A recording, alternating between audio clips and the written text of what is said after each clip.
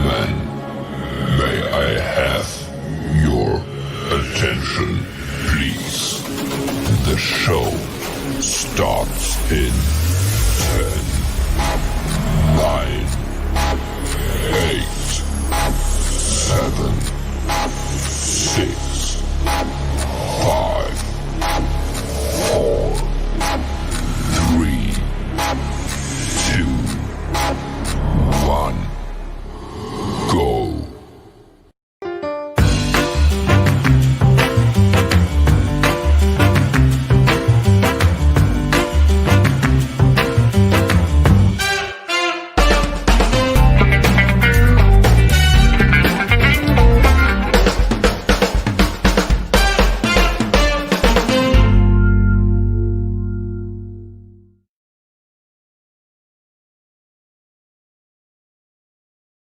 Hey everybody, how you feeling? Welcome to another night of What's Cooking in the South, and there's a lot cooking in the South. There is a whole lot cooking in the South. How about this Bucks Falcons game coming up? Holy cow. It's just getting a little weird. It's getting a little interesting. Who's going to be able to play? Who's not going to be able to play? It's all getting to be kind of crazy. We will talk about that tonight. We'll talk about the Saints. Again, who's going to be able to play? Who's not going to be able to play? These are big games with big names not going to be playing. So this is going to be pretty interesting. We will see what we have going on. So the one thing I want to know from all of you, what'd you have for dinner? Please type it in the box down there, and we will all get to talking about that. We'll talk about that. We'll talk about football. We'll talk about just about anything under the sun. You never know where this is going to go. And I'm going to play a video here for you shortly. There's got some fun stuff that I want to talk about. But guys, there's a whole lot going on right now. And have we mentioned the Bucks are going to the playoffs? You might not know this. If you've been hanging around here, you know it. But yeah, the Bucks are going to the playoffs. Maybe 11-5. If they end up 10-6, it's because of injuries. I don't think anybody can doubt that, can question that. I don't think there's anything of the sort that you can be concerned about. Guys, this is what you've been waiting for. This really is what you've been waiting for. It doesn't get better than what's happening. They're the Buccaneers. Your team is strong and is you're playing strong, or the Buccaneers are playing strong. They've got momentum going into the playoffs. They're on their game right now as they go into the playoffs. So it's pretty exciting. We'll see how this ends up going. I'm excited about it, but we will find out. It's gonna be a whole lot of fun. So anyway, I'm gonna play a video coming from the Tampa Bay Buccaneers website. It's gonna be. I'm gonna play it here shortly. It's Tom Brady talking about Rob Gronkowski, and I think there's a couple things in here I want us to refer to, and I want to talk a little bit about Gronk tonight. We haven't really done that on this show much. I think it's going to be a lot of fun. There's some funny stuff. Brady does a little Gronk impression. It's kind of fun. So anyway, we're going to do that. And I've already got comments. I already got things going on here that it's kind of fun in our little chat that we got going. So you guys seriously be a part of this. Hop on board. It's going to be a lot of fun tonight. It always is around here. We have special guests that come in and out. We will see who pops in and who pops out tonight. And we'll be here for about 90 minutes of good Bucks talk. We usually have Harry the Greek come by. We, a lot of times, have Jacob Charnell come by. Johnny Dean pops in. We have a good bunch of fun. So I see a lot of you out here. Mike DeRoche is here. Hi, Mike. How you doing? Reggie, hello. Reggie, I agree. Tampa Bay all the way. Kevin, absolutely. Like I said, Mike, you're there. Let's see. Who will be the starting quarterback in week 17? It's going to be Brady. I think they were pretty clear about that. Tom Brady's going to be the starter. But there's some other positions where there are COVID situations that we will talk about. What do we got here? Misadora says, what's for dinner? Detox soup. It was delicious. Thanks for asking. Awesome. Okay, Reggie drank milk all day. Michael Brogan, smoked pork butt. And let's see. Mike DeRoche said I had Wendy's for dessert. He had brownies. I'm not sure if they let him out of the room or if they just brought it to the room for him. But anyway, Reggie says we're definitely going 11-5. Eric Moreno says, what's up, Rick? Happy New Year. Happy New Year to you, Eric. Let's see. All right, let's see. We're getting another ring. All right, this is going to be a lot of fun. We got a lot to talk about, guys. Let's get going. I believe we have Evan Winter from Bucks Nation will be coming on in a little while, and it's going to be a lot of fun. But I want to start off here in just a couple of minutes with a video. It's a video that was put out by the Tampa Bay Buccaneers, and it's of Gronk. I mean, of Brady talking about Gronk, and there's a lot about Gronk, and if it's possible, it's interesting to think about the fact that Gronk may be underappreciated, and I find that to be kind of fascinating. So I'm going to play this. I want you guys to watch this, and let's talk about it. He hasn't done in a while, and now he's running past guys to the end zone. Just put in perspective, just what it's been like to have him here with you and accomplish this, and the way he's playing late in the season like this. It's been amazing. He's had I've known him since he came in the league, and has an incredible work ethic, tough, very unselfish player, great teammate, does whatever you ask him to do. And I think not only just his skill set as a player, because one of the few tight ends who can be a dominant blocker in the run game, but also, and in the pass protection game, but then also run routes and be a dominant pass catcher, which is very rare for any, real tight end. So I love playing with the guy. He knows how I feel about him. Got a lot of trust and confidence in the biggest moments with him. Sometimes I think about players as if it was the fourth quarter of the Super Bowl, who do I want in the game with me? And he definitely fits that. And, that just means in the biggest moments, who do you want out there? And when he can deliver like he always has, it's a, great, I think, real compliment to him and the way that not only me, how I feel about him, but how all of his teammates feel about him. So just an incredible player, teammate, everything. And I love playing with the guy. I will go over to Greg Allman. Hey, Tom, you've had a lot of Decembers building up to playoff runs like what you guys are doing now here. I know that so much is different about this year for you, where you're playing, warm weather in December, all these things. But I want to ask you if this feels familiar to you. Does this feel like some of your Patriots teams, or is it something that's entirely new for you?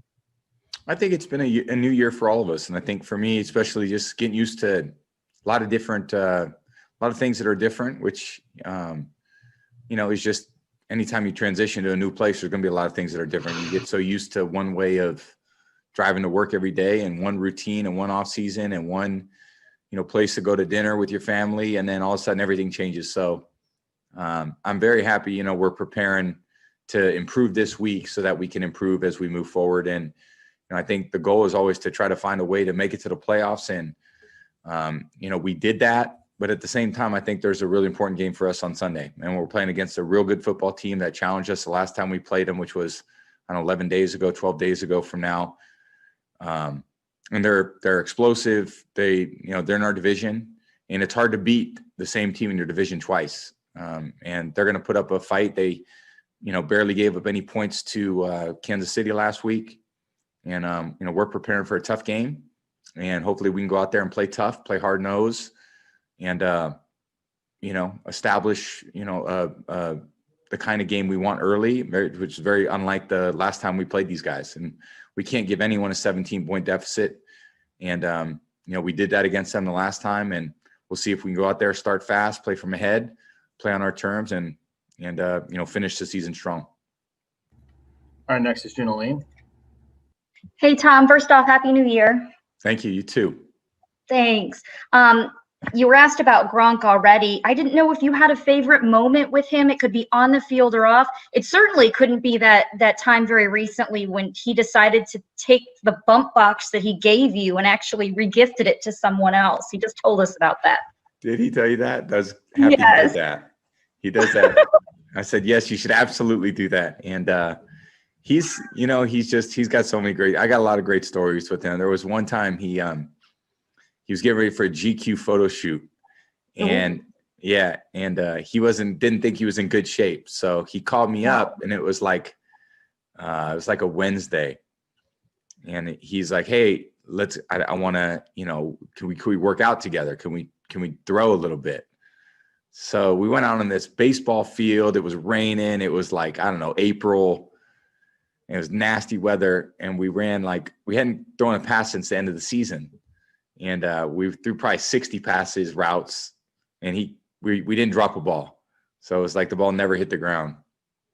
And then he's like, dude, that was great. That was perfect. That was just what I needed. I feel ripped now. And he was ready for his photo shoot because of one day of the two of us working out together. And, it was good execution, but I think for him, it was more important that he felt like he was shredded now that he could go, get ready for his GQ photo shoot. So that's one of the great stories, just him being Rob, and that's why everyone loves him. All right, our last one's going to come from Eric Adelson. Hey, Tom, for a lot of your teammates, this is their first playoff run. What do you remember from your first playoffs and the feelings you had, and what can you take from that to share with these guys? I think when I'm focused on this game, I'm not focused on a playoff run. I'm focused on getting ready to beat Atlanta. The best thing we could do is beat this Atlanta and play well. And it's going to be a tough task as is. And we'll let, that take care of itself when that comes. And I'm ready to go out there and try to play a lot better for 60 minutes. I only played 30 minutes last week. We only played 30 really good minutes against Atlanta. I'd like to put us, let us see if we can put together 60 great minutes against Atlanta, because it's going to be a tough challenge. All right, that's all for today. Thank you, guys. Appreciate it. Happy New Year.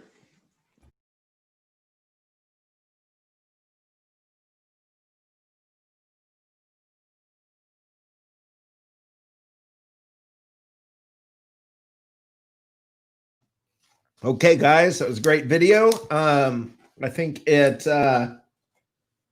covered a lot. Sorry, this is called "What's Cooking in the South." What's cooking in the South? We got some shrimp, some nice Cajun fried shrimp, and we got wings. So it's about as good as it gets. And I had some tater tots. So what's cooking in the South? Wings, fried shrimp, Cajun fried shrimp, and tater tots is what's cooking here tonight. And for lunch, let me tell you what, I had Jamaican beef patties, spicy Jamaican beef patty, and 2 crab cakes. It was awesome. I had a good day. So let's bring in Alex from Bucks UK. Hey, brother, how you doing? Hello, Rick. I'm well. How are you? I'm wonderful. What did you have? What, for my dinner? Yes, what did you have for dinner? I had some chicken pieces. Nothing too exciting. Okay, hey, that's meat. That's food. Not exciting would have. Yeah, if you said broccoli, okay, that's not. Exciting. No, I haven't got time for that. No. So no, that's awesome. And I want to add Evan Winter in here. All right, Evan, how you doing, brother? Good, Rick. How's it going, man? Welcome back. Yeah, man. Good to be back. Yep. What'd you have for dinner? I've actually haven't eaten yet, but I have Thai food on the way. It'll be. What'd you get? Pad Thai? Minutes. Yeah. So I love Thai food. Love it. What did you get? Just a pad thai, just your regular. Nice. That's chicken, my favorite thing. peanuts. Yeah, man, it's a perfect go-to. It's Yeah. kind of the classic, so it works good.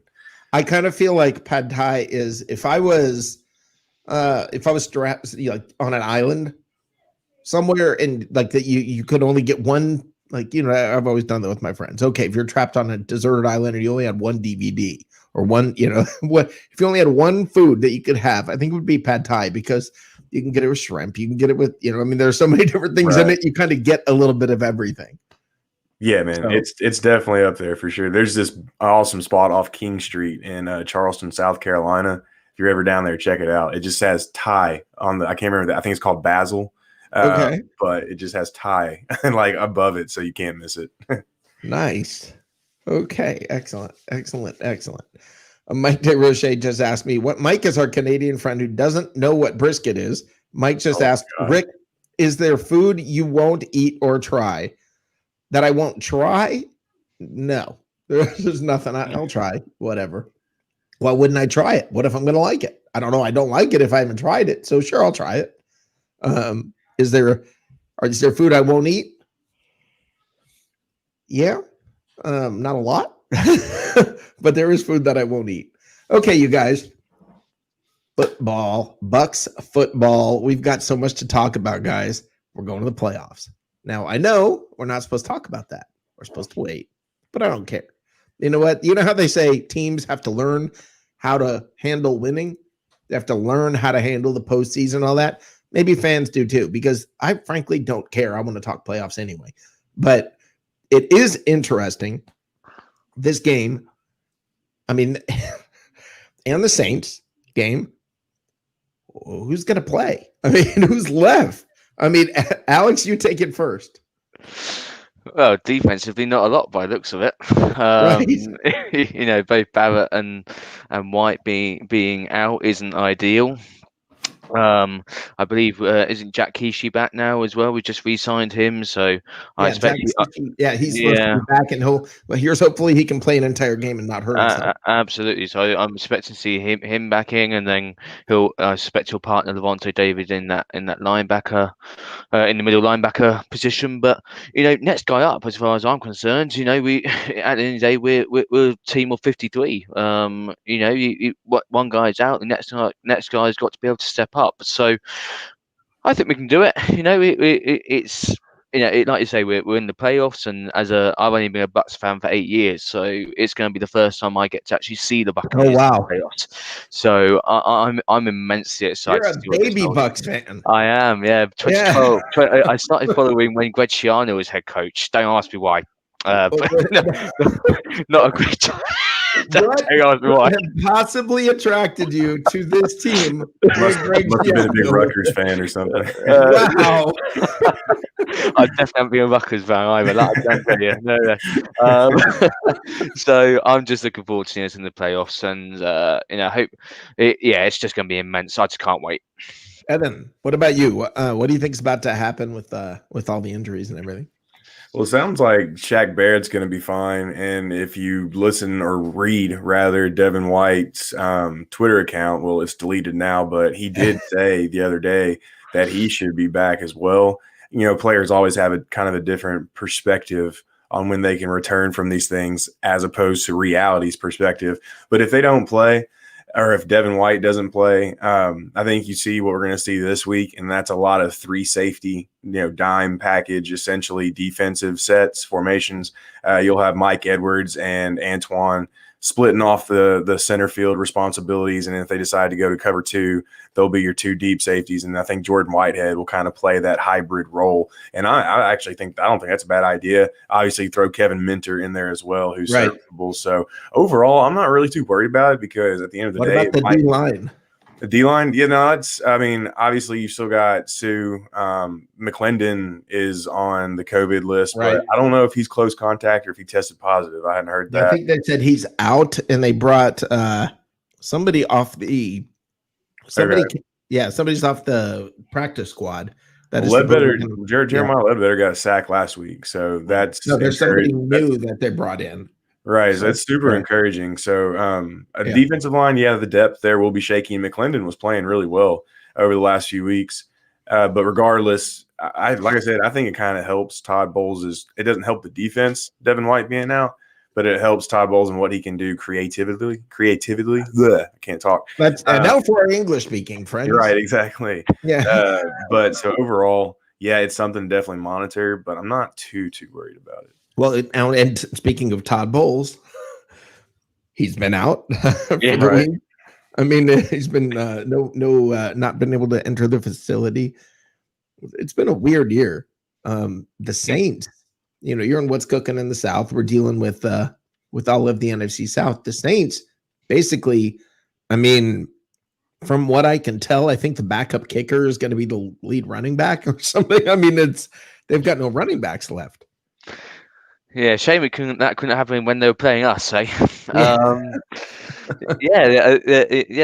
Isn't Kamara positive, and now the whole of their running back core is out. So Yeah. I mean, look, we can't catch the Saints anyway. They've got the first seed of the NFC tied down. So I mean, I hope we come up back They against. don't have it tied down. Are they not? I thought they were pretty much there. Have they not tied down? No. It could very easily be the Packers.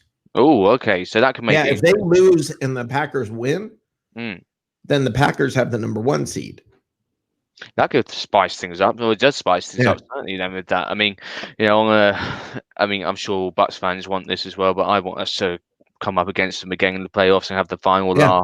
I really want to see that happen again. I mean, nothing against the Saints. They're a flipping good football team. You can't argue that.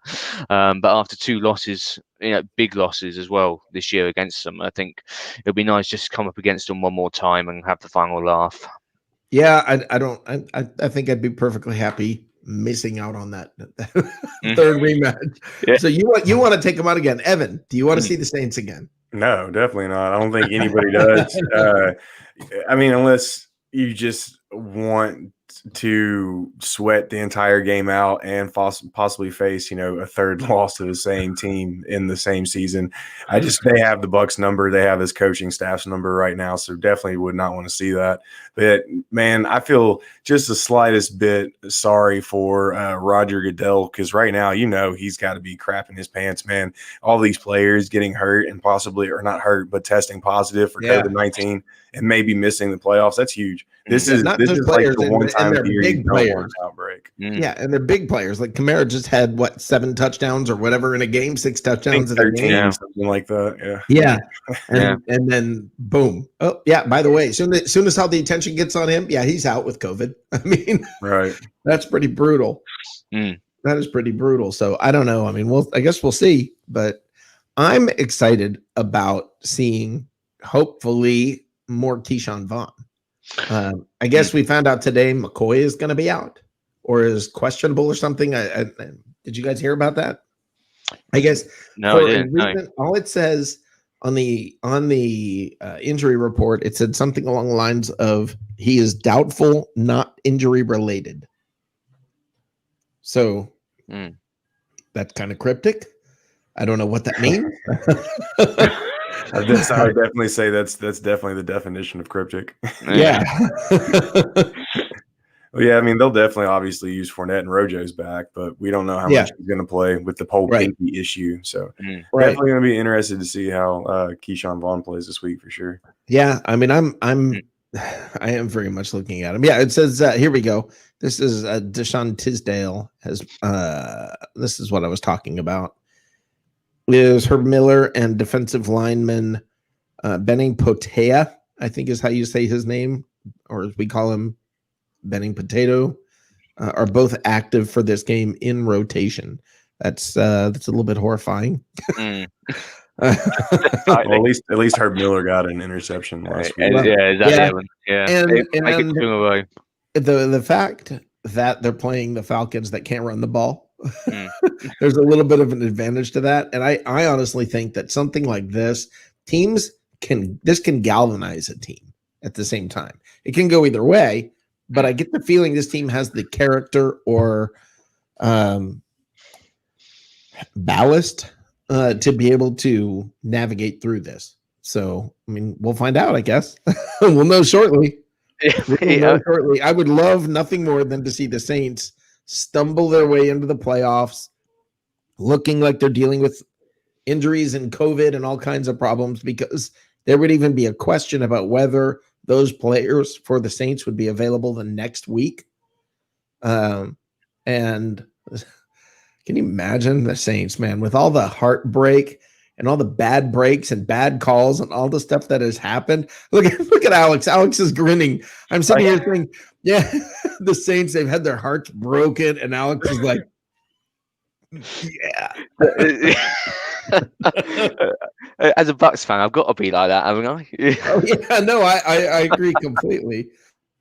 But I want to see us knock Falcons off first again for a second time. But I mean, my concern with the Falcons is, yes, they can't run it, but whenever we play them, Matt Ryan just seems to take it to another level. I know they can't hold leads, but for any time especially against Brady. Especially against Brady, but he can throw the ball, and look at Calvin Ridley. He's been absolutely outstanding this season. Yeah. So yeah, they can't run it, but you guys saw the video I just played from the Buccaneers about where Brady talked a lot about Gronk. And Evan, did you have a chance to see that, the press conference? Sure. Yeah. Okay. Evan, you first on this. Okay, I think Gronk has actually been underappreciated this year. And I think that's amazing, because going into the year, people were like, oh my God, we got Gronk. They were all excited about it. And I was telling everybody, I'll be honest with you, I was telling everybody at the beginning of the year, simmer down. This guy's been injured so bad. He's not going to make it through the year. I'm glad we got him. It'll help us at the beginning of the year, just to sort of transition into this new thing with Brady. I had no idea this was coming. He's as good as almost he's ever been. I mean, what are your thoughts about him? He's definitely exceeded my expectations. On BucksNation.com, we actually did a kind of predictions vault thing before the season, and one of the over-unders on the article was whether he'd get over or under 650 receiving yards, because he's never had less than 650 receiving yards in any season which he's played 13 or more games. So here we are going into week 17. He's, I think, like right at 600 receiving yards. So he has a great chance to be able to keep that streak going. He's definitely, and we all picked under, by the way. So none of us expected, like literally, yeah, you can go on there and check, like all of us picked under. And I mean, there were even comments like, this is the easiest selection on here. There's no way to do it. And a lot of it was, the excitement was just around his name. And a lot of people really didn't know what he was going to do on the field. I don't know where he's at this point in time exactly, but 3 or 4 weeks ago, he was in the top 10 among tight ends in all major receiving categories. He's been great. I mean, yeah, it's been awesome. And then last week in Detroit was just phenomenal, those 2 catches he made. So a lot of fun. Hopefully he stays healthy, and hopefully he can help the Bucs make a playoff run. Yeah. Alex, tell me what your thoughts, feelings were before the season regarding Gronk, and what you think about him right now. When we signed him, I not just me, I was excited, but everyone here at Bucks UK, we were absolutely thrilled. We brought in arguably one of the greatest tight ends to ever play the game, and he's come to Tampa, and this side of the pond, it's been just incredible following the Buccaneers this season, with Brady coming in and him partnering up again with Gronk. As Evan said, Gronk has been a great addition to the Buccaneers, and the plays he's been making, me, he's starting to look like the Gronk that was at New England. Not as quick as he used to be, but he's not gonna be. Speed is one. Let's face it, that was never his strong point. Exactly, he wasn't ever massively quick, and speed is one of the first things that goes as you get older. But he's still got the physicality. He can still catch the ball. He can still block. And what shocks me is he still really seems to have the passion and desire. 100%. I didn't think that was going to be the case. I'll be honest with you. I thought when he came in, he must come back and play with this buddy, and he'll take a few hits and he'll come out and play, and put a little effort, but yeah, I just didn't think it was gonna, you can't have that kind of passion after what? I mean, I'm joking when I say it, but like 140 surgeries, I mean, he had so many surgeries, he had so much done to him. Johnny Dean, who we call him the professor, he comes on here a lot. He read a list of all of the surgeries and injuries that Gronk had. And I mean, it took like 4 minutes as he read the injury list and the surgeries that he had. It was horrible. And then, so we were talking before the season started. We were like, yeah, okay, there's no way it's not going to happen. There's no way that he can, he's going to be able to do this. I mean, my memory, he hasn't missed a game, has he, Evan? No, he's been healthy the entire season. So, I mean, he had the conditioning issues in the beginning, but no, he's been available all season long. It's been fun to watch, man. And I mean, obviously $9.25 million certainly helps get your motivation back in gear, and playing with Tom Brady certainly does. He obviously wasn't going to play anywhere else unless Tom Brady was playing at that location. So that has a lot to do with it. And he's out there having fun. They're out there having fun. It's great to watch. Well, okay. So he's a free agent after this year, right? Yeah. Mm-hmm. My thought, and I had this conversation today with somebody, he's not going anywhere. And I don't think it's that they're going to be able to say, okay, we can pay you $10 million again. I think if they said, yeah, we can't even come close to that. We can only pay you half of that. He'd be like, okay. I mean, I've read that he literally has not spent any of his football salary, period. He has saved every dime of his NFL salary. So I feel like, yeah, if he's gonna, I get the feeling he's coming back. Can you honestly picture him saying, yeah, I'm gonna go play for another team and another quarterback? Is there any part of either of you that sees that?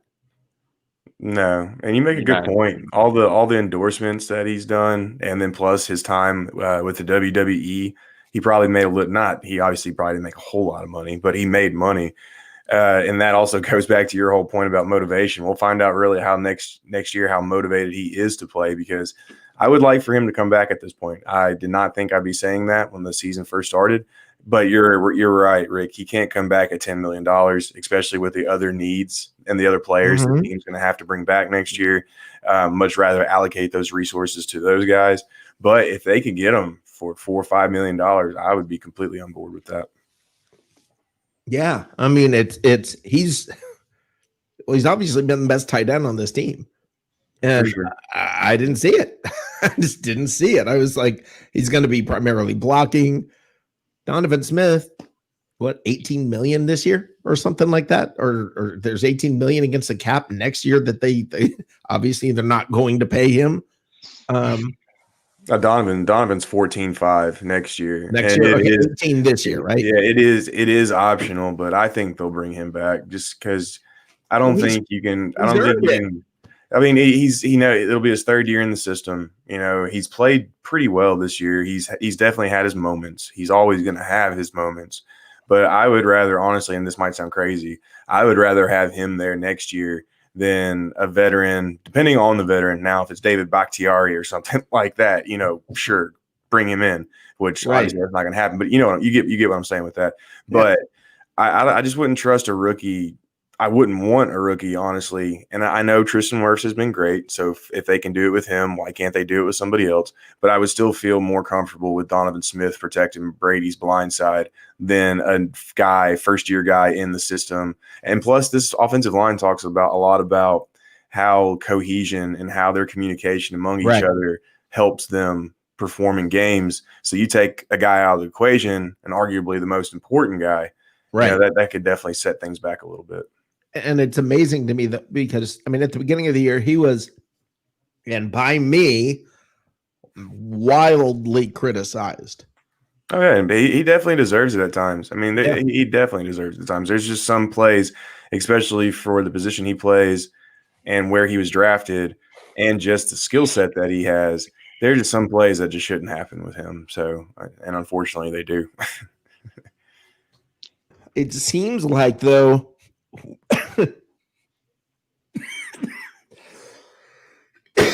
I'm sorry, guys. Allergies. It seems like when he does this, though, he doesn't just do it for one play or two plays. When he comes in, he'll just have a game that he no shows.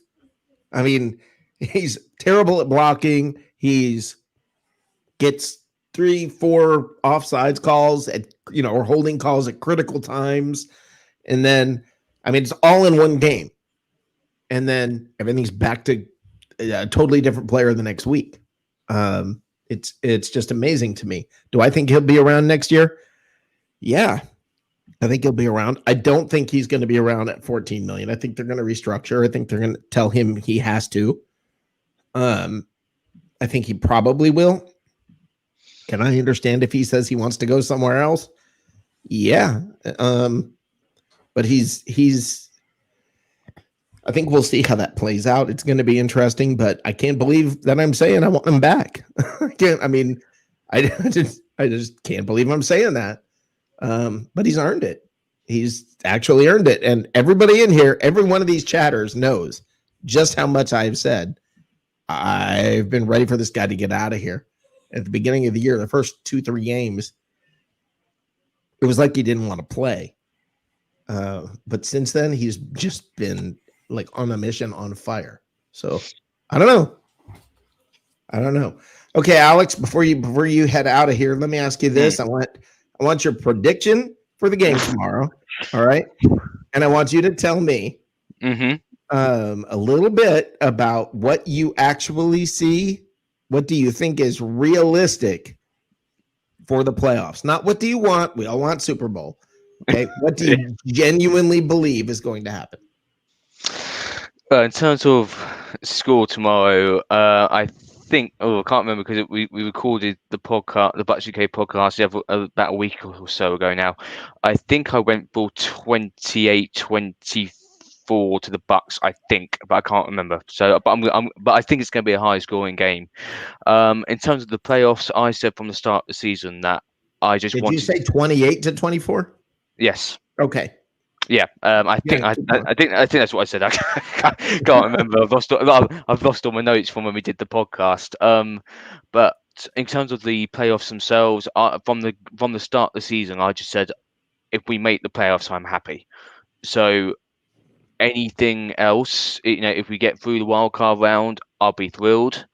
If we get through the divisional round and so on and so forth, I'll be happy. But we've got to where I thought realistically we could get to, which is at least the wild card round. Okay. And we'll go from there. So you have to go to the UK to find realism. That's interesting. Well, I've watched our defense this year, and yes, it's a good defense, but the secondary gets ripped, and I'm just concerned that that's going to be our Achilles heel. I think that could be where, if we do get through the wild card and make it further into the playoffs, that could be where we really get hit hard. And they say defense wins you championships, and in terms of the run defense, I completely back that. But my concern is that secondary. So let's see what happens. That's interesting. Alex, go ahead and tell us where they find you, where these folks can find you. Yeah. Absolutely. So we've got Bucks UK on Twitter, Instagram, and Facebook. We've also got the Bucks UK website where we have a forum which is open to any and all Bucks fans. Anyone can sign up for that, and we're always chatting on there. So we'd love any of the viewers who are listening. Please come and join us there.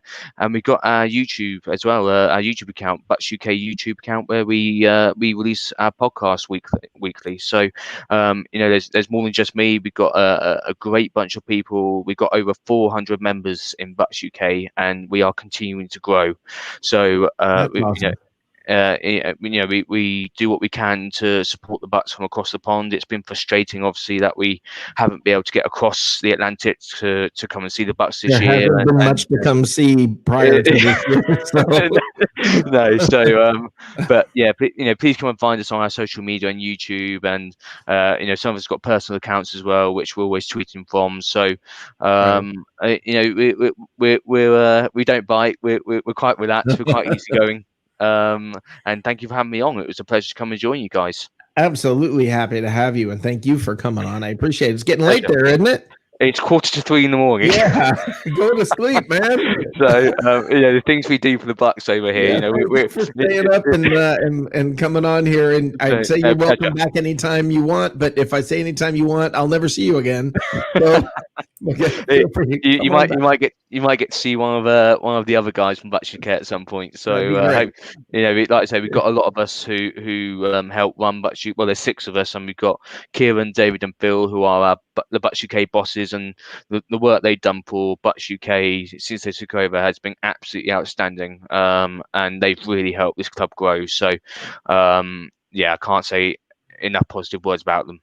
Well, thank you very, very much, Alex Oldham from the Bucks UK. Thank you, Rick. Thank you, Evan. Right? And, I appreciate having you here. And you take care. Thank you, and you. Thank you, guys. Take care. See you, man. Evan, now from you, I want to hear you realistically tell me what fans should expect, and I want you to, just tell me what do you think is going to happen this week? Give me a score. I honestly have no idea what to expect, and I have no idea what to tell people to expect. I'm terrified of this rematch, especially after what happened in the last game. Now, obviously, you've got tape to study. The Falcons shouldn't come out and put the Bucks down 17-0 in the first half, and Tampa Bay shouldn't struggle in the first half like they did. But Atlanta's coaching staff still found a way to attack the defense. They still found a way to pressure the offense and limit the offense. And you got to think that even though it is Dirk Cutter and Raheem Morris, at the end of the day, they still are going to find a way to build on that. And what they're going to have in store for the Bucks, especially without Devin White and Shaquille Barrett, I mean, that's huge. And you don't really know. But now, granted, Julio Jones isn't playing. Darquez Denard's not playing. A few Falcons are out. And we do have Donovan Smith and Rojo back for this game. Not sure how much of an impact Rojo is actually going to have. But obviously, Donovan Smith will be big.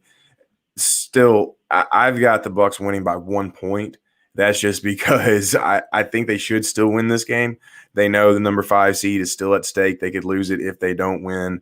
It's a division rival. Brady's going to have them amped up. He's going to be focused. But if this is a blowout, I'm going to be shocked. I'll just put it that way. So if you're taking Tampa Bay in the 6.5, don't do it. That's all. That's the one thing I know for sure. Don't take Tampa Bay in the 6.5 points. That's all I would say. Okay, awesome. That's great advice. What about in the playoffs? What should they expect? Well, if we stay on the East Coast, I think you like your chances of getting to the divisional round. Obviously, you can beat a Washington, a New York, or a Dallas. The team I would want to play the most is the Giants. Team I would want to play the least, probably the Cowboys, just because they have a really good damn offense. And we were just talking about about how the Bucs defense has struggled here lately. And if you do so happen to be without Devin White in that game, then that's going to be big as well, especially with how the Cowboys like to attack the middle of the field. So I like the odds in the playoffs now. If Tampa Bay loses this week and ends up having to go to Seattle or, travel out west, then I don't know, man. It's going to be tough. It's going to be really tough. So don't like those odds as much as I like staying on the East Coast. I pretty much agree with you. I think that's right. And Evan Winter from Bucks Nation. Evan, thank you for coming by. It's been a little bit of a chaotic show here. I had to work until literally you should have seen me. I'm diving in the chair here to get on the air on time. So it's been a little chaotic here, but thank you very much. I very much appreciate you guys coming on. Yeah, man. Thank you. Hey, I saw no chaos, and plus chaos is the ladder anyway, right? So yep, that's right.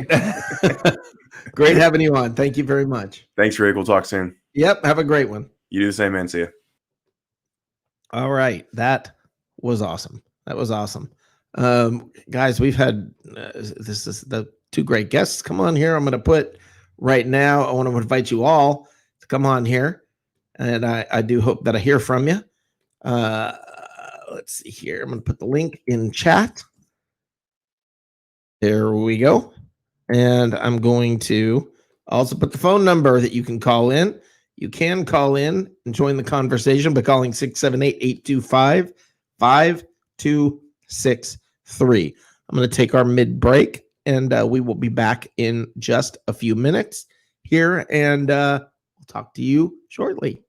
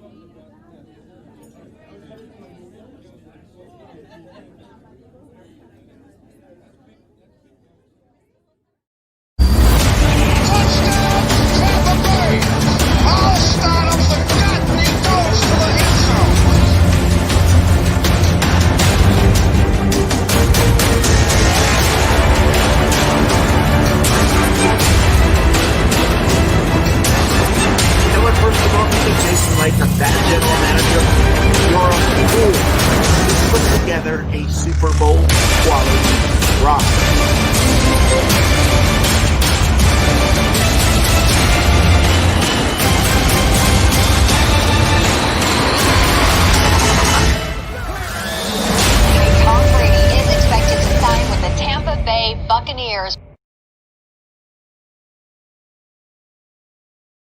All right, guys. I get all jacked up when I see that promo. It does makes me very, very happy to watch that promo for live from the cheap seats that we have. That gets me all excited. That show is a whole lot of fun, you guys. Tomorrow night at 9. Listen, this is a very relaxed vibe, kind of a cool vibe. It's a whole different animal. We got some fun stuff coming tomorrow night on live from the cheap seats. So it might be something you want to make sure you're here to catch at 9 o'clock. We do a very fun segment called Stupid Bucks fans say, where we go online and do some screen captures of some of the things that you guys say, that you guys say on social media. And listen, all of us say some stupid stuff from time to time. It's just we get to capture yours and put it online. Sometimes it's kind of a whole lot of fun. Hold on, let's bring Eric Marino in here. Eric Marino. Hey, Rick, what's going on, man? There we go. It was like it's too dark to see you. How you doing, man? What's up, man? Nada. You got some questions? Got something for me tonight? No, I'm just nervous about the game tomorrow. I don't know. I mean, down 17, in the first half, we had all those players. Kind of makes me worry. Yeah, first of all, I can understand worrying last time. All right, you had reason to worry. All right, it was, oh no, are the Bucks? Who are they? What's going on? Are they good enough? Are they not good enough? They've just played 3 games where they look really good. I mean, the second half of the Falcons game. Yeah, but it's the Falcons. They're great in the first half. They suck in the second half, especially against Brady. I think you would agree with me that the Buccaneers are better now than they were 3 weeks ago. I think we've seen some marked improvement. Yeah, I don't think the Falcons have any reason to play hard. Maybe somebody thinks. I mean, they're going to play. They're professionals. They're going to play, but there's a difference when you've got momentum and motivation. Those two mo's. Mm-hmm. When you have both momentum and motivation, yeah, it's pretty hard to beat a team. Now, and draft pick. I mean, if they lose, they get a better draft pick. Maybe 1 or 2 spots, maybe. I don't know that the players on the field care about that. Yeah. They're out there trying to earn a paycheck, trying to look as good as they can. I just don't know that the coaching staff. I think Cutter knows he's done. I think basically it's time for the ownership. I think the ownership knows it's time to, in essence, pull the pin, throw in the grenade, and blow the whole thing up and start over. This didn't work. So I think they're going to move on. When I say maybe they'll keep Raheem, I don't even mean it when I say it, but I guess it's possible. I just really don't see. I know they're interviewing him. Okay. And How about Dan Quinn? I'm like, no, not Dan Quinn. The Florida coach. He's been rumored for the Jets. Dan Mullen. Oh, Dan Mullen. I don't think he's going to leave Florida though. Yeah, I don't think he is either. I think Atlanta, the perfect fit is Bieniemy. I really think that's where Bieniemy needs to go. I think the city would embrace him and love him, and it would be a unifying kind of a pick and exciting. And it also gives him a couple of years to build the team back up the way he wants. He'd have to get his own quarterback. There'd be a lot of things to go on there. So I think Bieniemy is a good fit in Atlanta. We'll see. Now, the word on Bieniemy, from what I hear, and I don't know how true this is, but you hear lots of things. The word on Bieniemy is he's a fantastic coach, but he's a terrible interviewee. Now, I don't know if it's because he's not trying. He's waiting to give good interviews wherever he really wants the job. I don't know. Now, New York, I don't know who's going to take the job in New York. I know we've had this discussion on this show. Dan Mullen is on the list. Okay. But I heard it could be a long shot. I keep hearing Harbaugh in Detroit. And, I don't see it. I don't know. He's a We'll see. Michigan guy. He's in Michigan now. I mean, it's Yeah. not like he'd have a big move. So Is he has an opt out, or is his deal No, done? no, he can go he can go pro if he wants. He can. Okay. Yeah. So and I don't know. I mean, what's he going to beat Ohio State next year? No. I mean, is he going to beat Ohio State any year coming up? No. And that's really all they care about. So Urban Meyer looks like he's going to go to Jacksonville. really, now Yeah, that I hadn't heard. That's interesting. Justin Fields to the Jags and Trevor Lawrence to the Jets. No. No?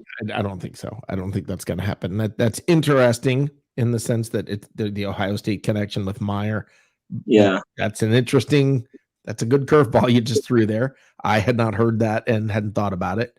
That is interesting, but I don't think Fields is going before Trevor Lawrence. I think Trevor Lawrence he's sort of the golden child of this draft, that, the anointed one that everybody's going to want to get just to sell tickets, if nothing else. So I don't know. I mean, maybe I'm wrong about that. Let's do this. Let's bring the dude in. Join us. Okay, let's bring the dude in. Hey, dude. What's up, dude?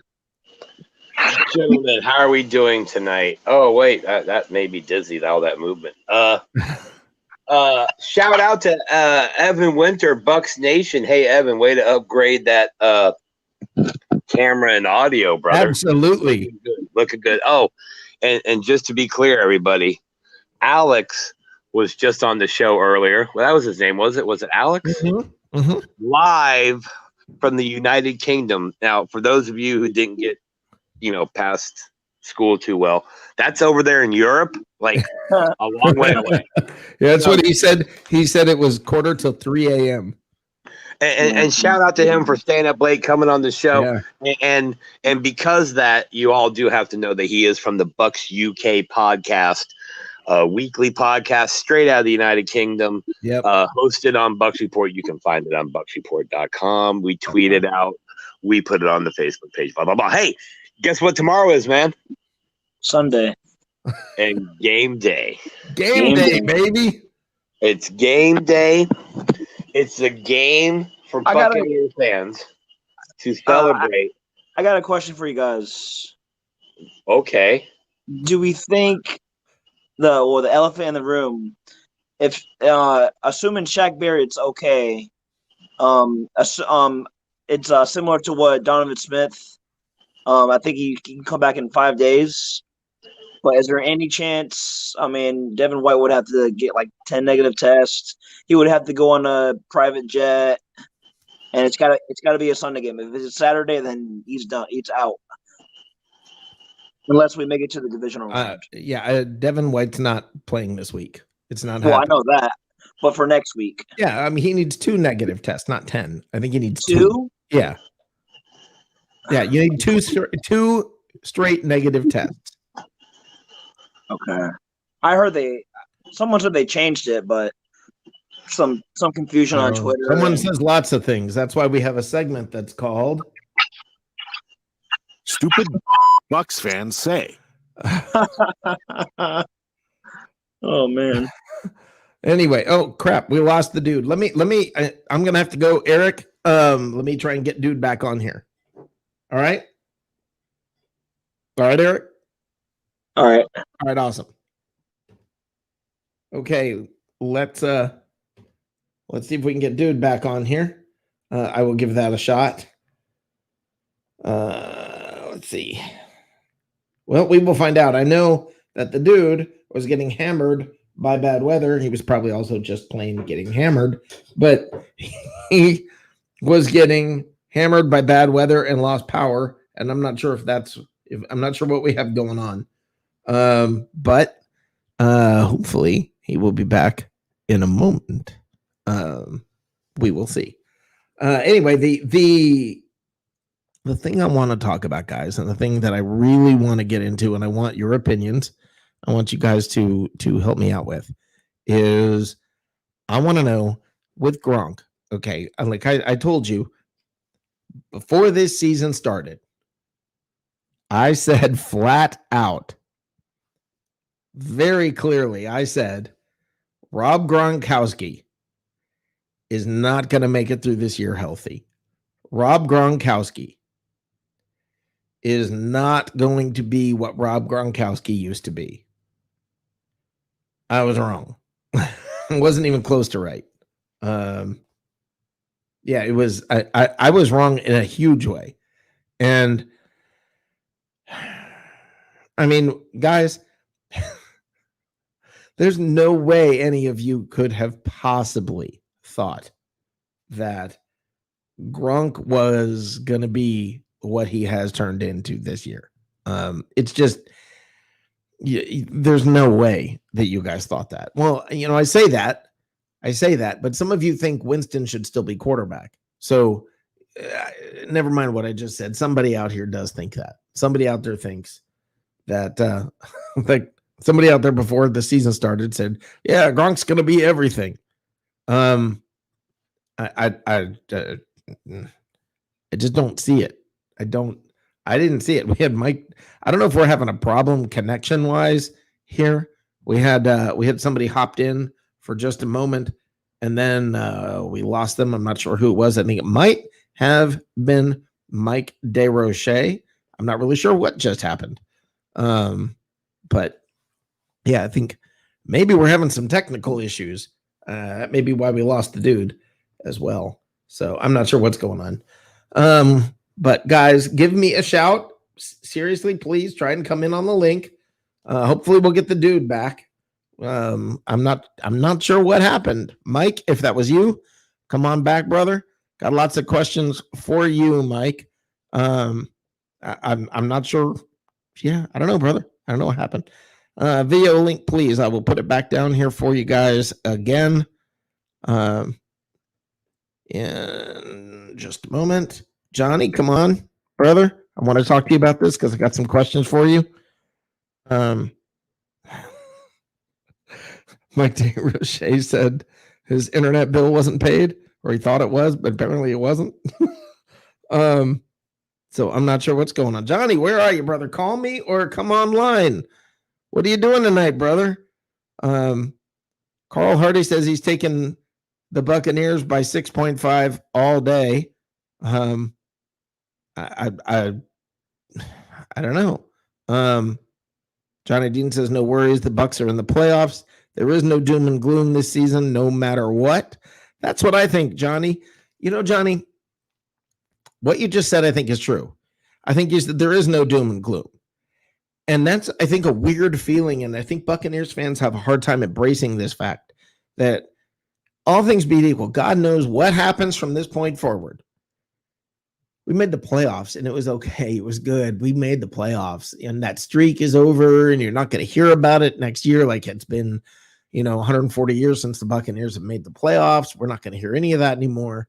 All of that is done. It's over. And now we're into a new era. And that's the cool part, guys. This is an entire new era. Now you can't, like the Brady era isn't 1 year. That's not an era. That's a year. But now you're going to have another year with Brady. What do you got?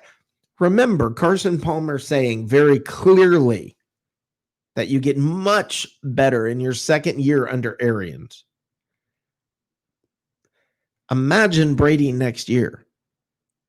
It's, to me, we used to call them Slurpee tumors. When you drink your icy too fast, brain freeze. That's what I get when I think about Brady in this system for a second year. It's just with these players, it makes me just think, what the heck just happened? It's pretty crazy. It really, really is pretty crazy. Now we got JB. Oh boy, I can't even pronounce this. JB says, how you guys doing? I'm new to the stream. Hey man, how are you? What'd you have for dinner? You need to tell us what you had for dinner. Let's see. Let me in. I know my Tampa Bay Buccaneers stuff. Okay, Joey. Awesome. Glad you do. You're in. Calm down, brother. You're in. Okay, let me bring Johnny Dean in. Hey, Johnny, I don't know what's going on with the tech today. You're looking pretty good on the stream, so thanks, man. You're a beautiful man yourself. I know. It takes a lot of makeup. How you doing tonight? All right, bub. How you doing? Good. What are your thoughts about what? Did you hear what I was saying about Gronk? I mean, I don't know how long you've been hanging around here tonight, but I have a dual answer for that. Okay, go ahead. Because I've been watching Gronk off season before he ever considered coming here. Right. And he's very athletic. I mean, I noticed that right away. So I thought he would do okay. Did I think he was going to be as okay as he is? No. Well, you thought he was going to struggle hard. So did I. I think we were pretty together on this. You read the list of injuries and said, come on, guys. You know, I mean, I think you and I were pretty. I didn't think he was going to get out of the season, honestly, without an injury. I didn't even think it was going to be close. I mean, I would have said, if you'd have said over under, I would have given him 6 games. But I did think he would play well at times. I thought he was mostly here to block, honestly. And for the most part, that's what he's done. But then he's actually shown that he's still doing a lot of everything else. Yeah, he's put up 600 yards. Yeah. I mean, that's crazy. Now, what do you see this week? I mean, okay, let's go through a list of a couple of questions that I have about this game. I want to know, first of all, does Mike Evans get his 1,000 yards? Within the first quarter, I believe, honestly. Yeah, that's kind of what I was thinking. They're just going to – I think they're almost in this game as much to get Evans that and maybe even to get Rojo 1,000.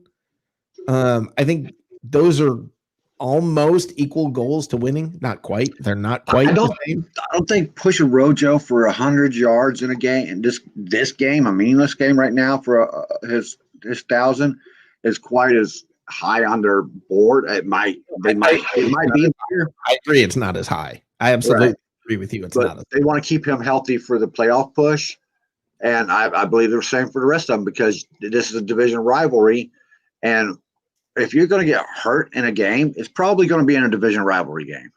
Yeah, I don't feel like they're that worried about. I don't know that they're that worried about his finger getting injured again. I might be wrong, but I don't think that's.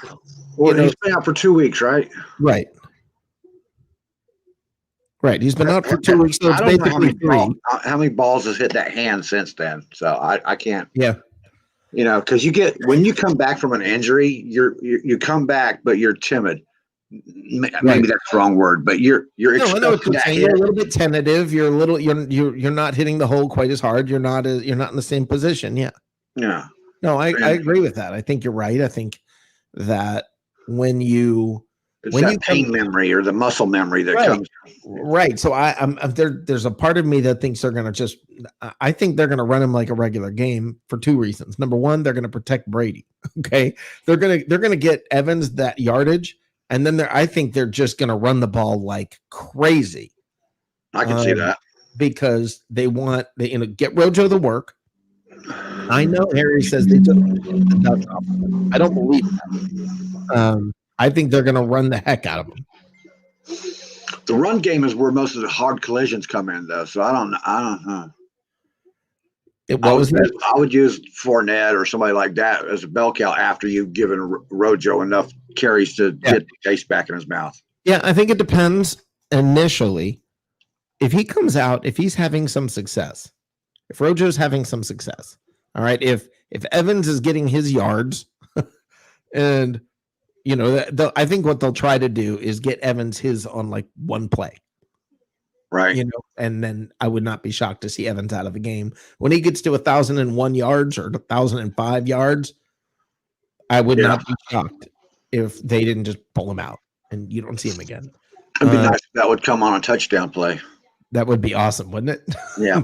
Get him another touchdown. Beat his touchdown record again. Yep. But if that was to happen, and if Rojo is getting some chunk yards, if Rojo's running okay, I would not be shocked. I mean, I think you're right. If Rojo's not getting any yards, I think they'll watch and see how he's playing. And if he's playing tentatively, I think they're going to keep him in. Right. Because they're going to want him to, they're going to want to see what he can do. I don't know how Do you? I get the feeling that the Bucks really want that 5 seed. I don't think that they look at it as, yeah, we'll take either one. I think they want that 5 seed. I agreed. Yeah, Right? I can see that. I don't know. Okay, we've got a call coming in from New York. Hold on, okay? Can you hold New on? York. I think so, yeah. Hey, this is What's Cooking in the South? What'd you have for dinner? Just some broccoli and cheese soup. That's it. Okay, who am I speaking with? Hey, this is Deshaun Tisdale. How are you doing today? Good, man. How are you? Hey, I'm great. Hey, I was just listening to you guys, and I just wanted to jump in on that Rojo conversation because I was listening to BA, and he said that Rojo has his hand. He's got a couple fingers that are curled, and you can't open them different from Chris Godwin. So if you have fingers that are curled, I didn't know that. hand, I was not aware of that. he's a running back. Yeah, he's got that. So in his cast or stent, whatever it is, he said it sounds like he has the cast on, and the fingers are already in a curl.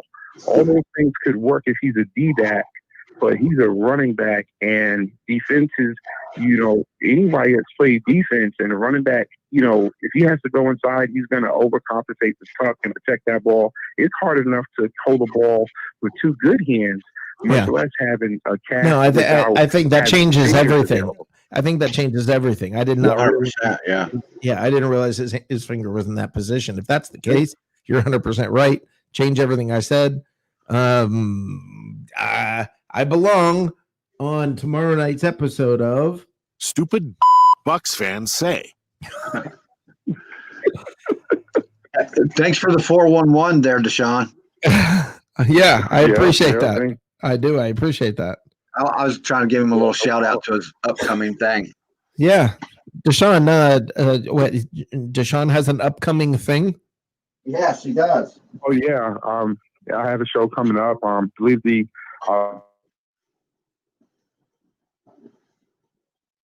Would we lose him? Deshaun's 411 on Thursday. Yep. Okay, awesome. I'll tune in for that. No Sure, he's very informative, man. Yeah, that's awesome. I'm excited to hear that. Yeah, Deshaun, you always seem to. I mean, you're. There. I don't know how do I now navigate through what I was about to say, because what I'm about to say is going to. Some people are going to be going, well, wait a minute, what about me? But the thing is, there are shows that come, there are shows that go. I'm looking forward to yours because, when you call in, when I speak to you, when I hear you calling into other shows or on other shows, you know what you're talking about. That's obvious. And you know how to process the information.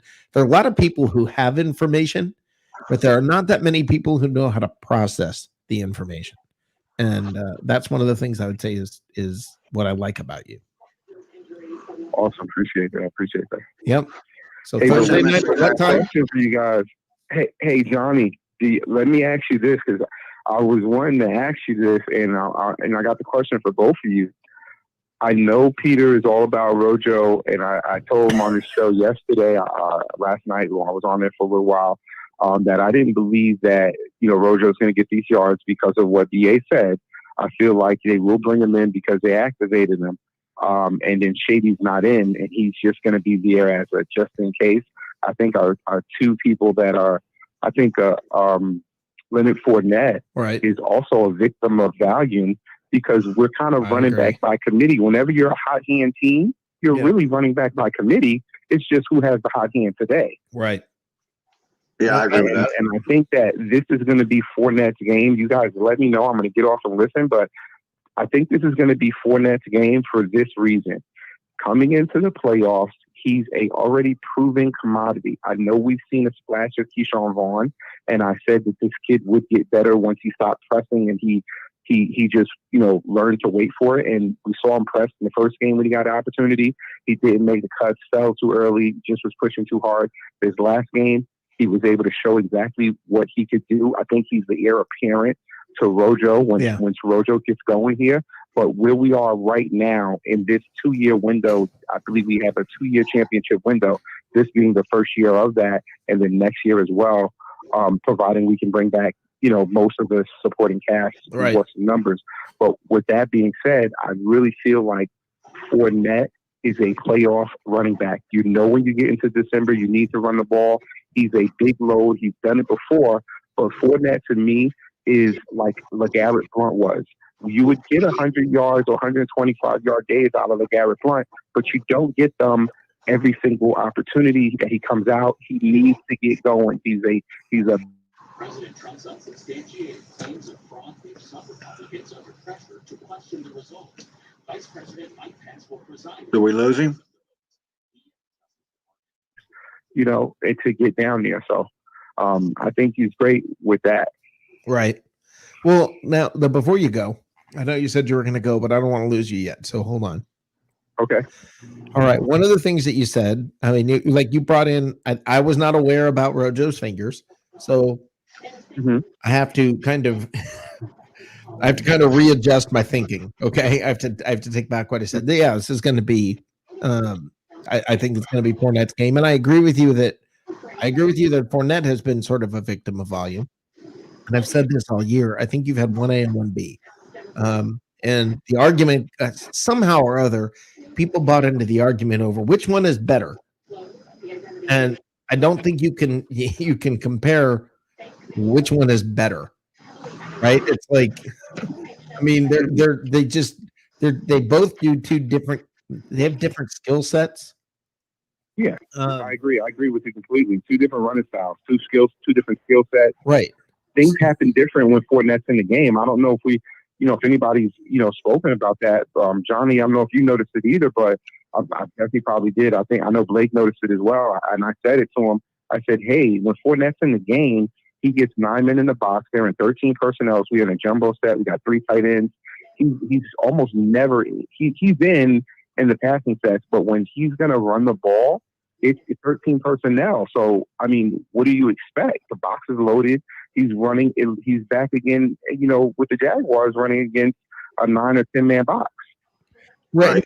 Well, okay. Let me say this. What I see, I guess I see Fournette is the sledgehammer, and I mean that. What I was talking about earlier, what I was thinking they were going to do with I think they're going to run the ball a lot this game.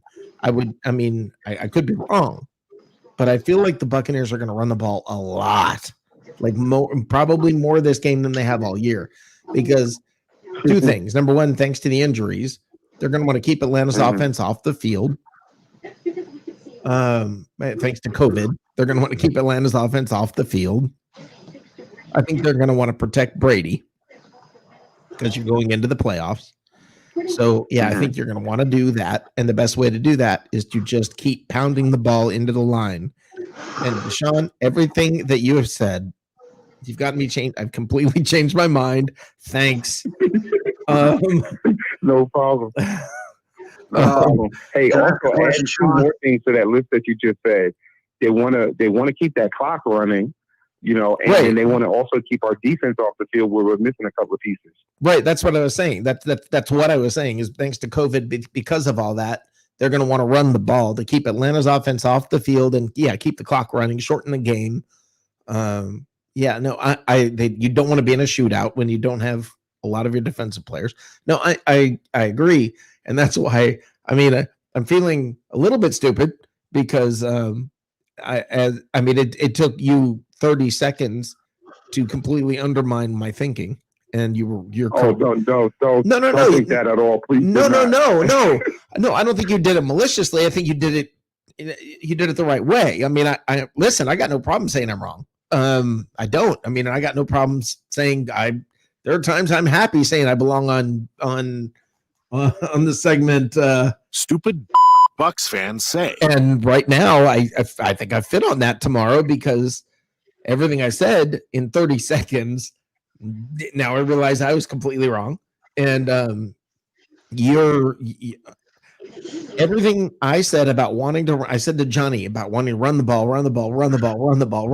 Yeah, what am I thinking, man? You're right. Fournette's the better guy to do it. So I don't know what I was thinking. And Yeah, I mean, I'm glad you called because I mean that's what I like about getting calls, and that's what. Listen, one of the things I want to say, guys, I don't ever present myself here as an expert on. I've never been a coach. I mean, I'm not the football genius. I'm not that guy. I got a show called Live from the Cheap Seats. Let me tell you the story behind that real quick, guys. Look, I used to, when I first started going to Bucks games, I can even tell you, I literally sat in the very top row in the very corner of an end zone for the Philadelphia Tampa playoff game in 1979. Okay. One of my favorite memories ever as a Bucks fan. I was 10 years old. All right. Or no, I was 13, I guess. So having said that, I've also sat on the 50-yard line in the front row. I've also been on the field as a photographer for years for Pro Football Weekly, where I got in the locker rooms and I was all over the place mixing it up with all these guys. I've also been in luxury boxes watching the games and in luxury suites. I am not a football genius. The best time I ever had was in the cheap seats, watching the game, having a good time. And the story, I've told this before, the whole reason I named the show Live from the Cheap Seats is because I can tell you of a very specific moment where I was on the field at Tampa Stadium at the old Sombrero. I was standing there. I'm drenched. It was a preseason game. It had rained, and the game started, I believe, at like 6 o'clock or 7 o'clock. It was a weird time because there was a lightning delay. So it had rained and rained and rained, and then there was a lightning delay, and I'm standing on the field. It's like, I swear to God, it's like 130 degrees, it feels like. I am drenched. When I say drenched, this is how drenched I was. I can tell you visibly this was the moment. I looked down at my camera strap, and I wrung it out, and water poured out. My sweat poured out of the camera strap. And I said, what am I doing here? I don't want to be here. I want to be up in the cheap seats. And that's how I literally stopped shooting for Pro Football Weekly. Because I was like, screw this. I want to go back up in the stands and enjoy myself. I got down on the field because I thought this would be fun. This is not fun. So I am not, what I'm trying to say behind this entire story is that I'm not a coach. I'm not a professor. I don't try to present myself as though I'm an expert in strategy and all of this. I do my best, and I'm pretty good at seeing what's going on and processing the information and spitting out the right answer. I'm pretty good at that. I'm not great at it, but I'm pretty darn good at it. And and what I'm really good at is knowing which sources to go look at and pull from and figure out what information is right. Having said that, what you just said, I got no problem going, oops, that was dumb of me. Well, that wasn't actually dumb, Rick. You didn't have the information to. Well, no, but I sure formed an opinion without the correct information, didn't I? I confidently. Well, a lot of people do that. That information just coming out. So, you had the opportunity. Well, like I said, hey, I'm going to jump off and listen to you guys and have a great show. Well, now hold on. What time on Thursday is your show? It's going to start at 7. 7 o'clock, and what's it called? The Deshaun's 411. Deshaun's 411 on Bucks Report. All right, awesome. I'm looking forward to it. No problem, guys. Thanks, man. Have a great night. I really wanted to ask Deshaun one more thing about the running backs that we brought on. Crap, he's gone. He's gone. Well, ask, and maybe he'll type it in the box. What you got? There you go. Deshaun, what do you think? They're going to use those other guys? Are they going to activate anybody by playoff time or what? I know it's too late for them to activate them now. They just got them, so they can't even pass protocol right yet. Are you talking the other running backs?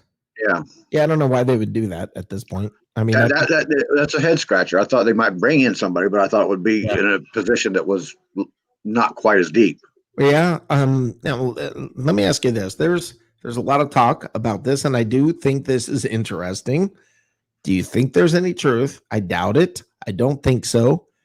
Well, first of all, you know how I am when every time there's a free agent available with a name that you've heard, everybody goes nuts, and half the fan base is on Facebook saying we need to sign him. Right? I actually saw. Well, I should save this to tomorrow night, but I actually saw some posts where people were saying it's like imperative that we get Haskins, okay, to develop the future. So I want to bring up a name, and a lot of it comes into play, I think, because of COVID and some of the things that have happened here recently. You know the name I'm going to bring up, don't you? No, I don't. Clay Matthews. 8 sacks last year. Doesn't it at least give you pause? Clay Matthews is one of the reasons I was thinking that it really doesn't matter. This offseason isn't going to really matter as far as cap space and stuff goes, simply because, there's those Clay Matthews. I don't mean this offseason. Huh? I don't mean this offseason. Well, no, I mean the other day we was having that discussion, remember? Yeah, I'm meaning depth for the playoffs. Well, because God forbid. I think Mentor actually can be a starter on a team right now. So okay. I like that depth right there. I like the depth we have at linebacker. I'm just concerned about players making stupid decisions and getting COVID.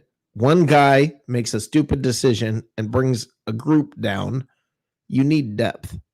And I'm just wondering if Matthews wouldn't come in and at least let us kick the tires during the playoffs.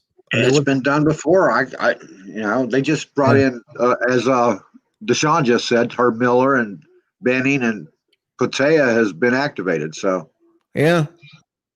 I mean, would you rather have Clay Matthews or, I mean, I really don't know. Why didn't anybody touch him? I thought he was going to be picked up by now.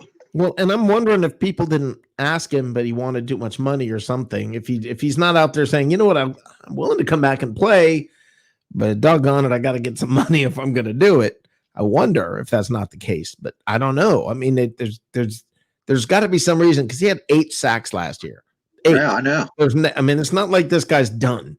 So right. I don't know.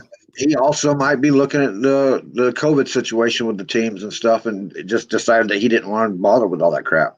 Yeah. I mean, it just seemed, that maybe that's the case, but it's weird. And I don't know, maybe he's got health stuff going on. I have no idea. It's kind of. I mean, has he even been? I'd have to check myself. I don't even know if he's been if he's been looking into teams or if teams have been looking at him. Yeah, and if he does now I know you can bring players from other teams' practice squads and they don't have to go through that whole COVID thing at this point. Right. But you would have to with him because he's coming from kind of outside this pseudo bubble or whatever you want to call it that they've got going right now. They would almost have to do something like that. And what's interesting to me, I want to ask you this, Johnny, for not counting yourself, okay? Separate yourself from this for a moment. Are there people that you have been around in some way, shape, or form, let's say within the last 30 days, that have ended up being COVID positive? Yes, actually, yeah. Okay. Same with me. I can name 2 people I've been around relatively close, not close, but relatively, that ended up COVID positive. And I work in a job that's fairly public. And I'm in contact with the public. So, I mean, as I sit there and think about it, if you're an NFL player, I mean, and you go to the grocery store, or you have, your wife goes to the grocery store, or whomever goes to the grocery store, goes to school, your kid's going to school, life is taking place. And life, I mean, it does. how in the heck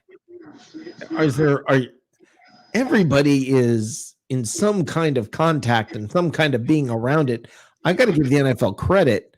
I mean, I know we're hearing about players right now, but the NFL has done a really crazy good job of keeping this from being a complete disaster. And if a team has to lose a week because all of their linemen go out or their quarterbacks, as we've seen, and you have to stick a wide receiver at quarterback. Yeah. You know? The Steelers just lost their cornerback. What's his name? Joey. They got him from the Browns a couple of years ago. Yeah, I've got Bosa stuck in my head.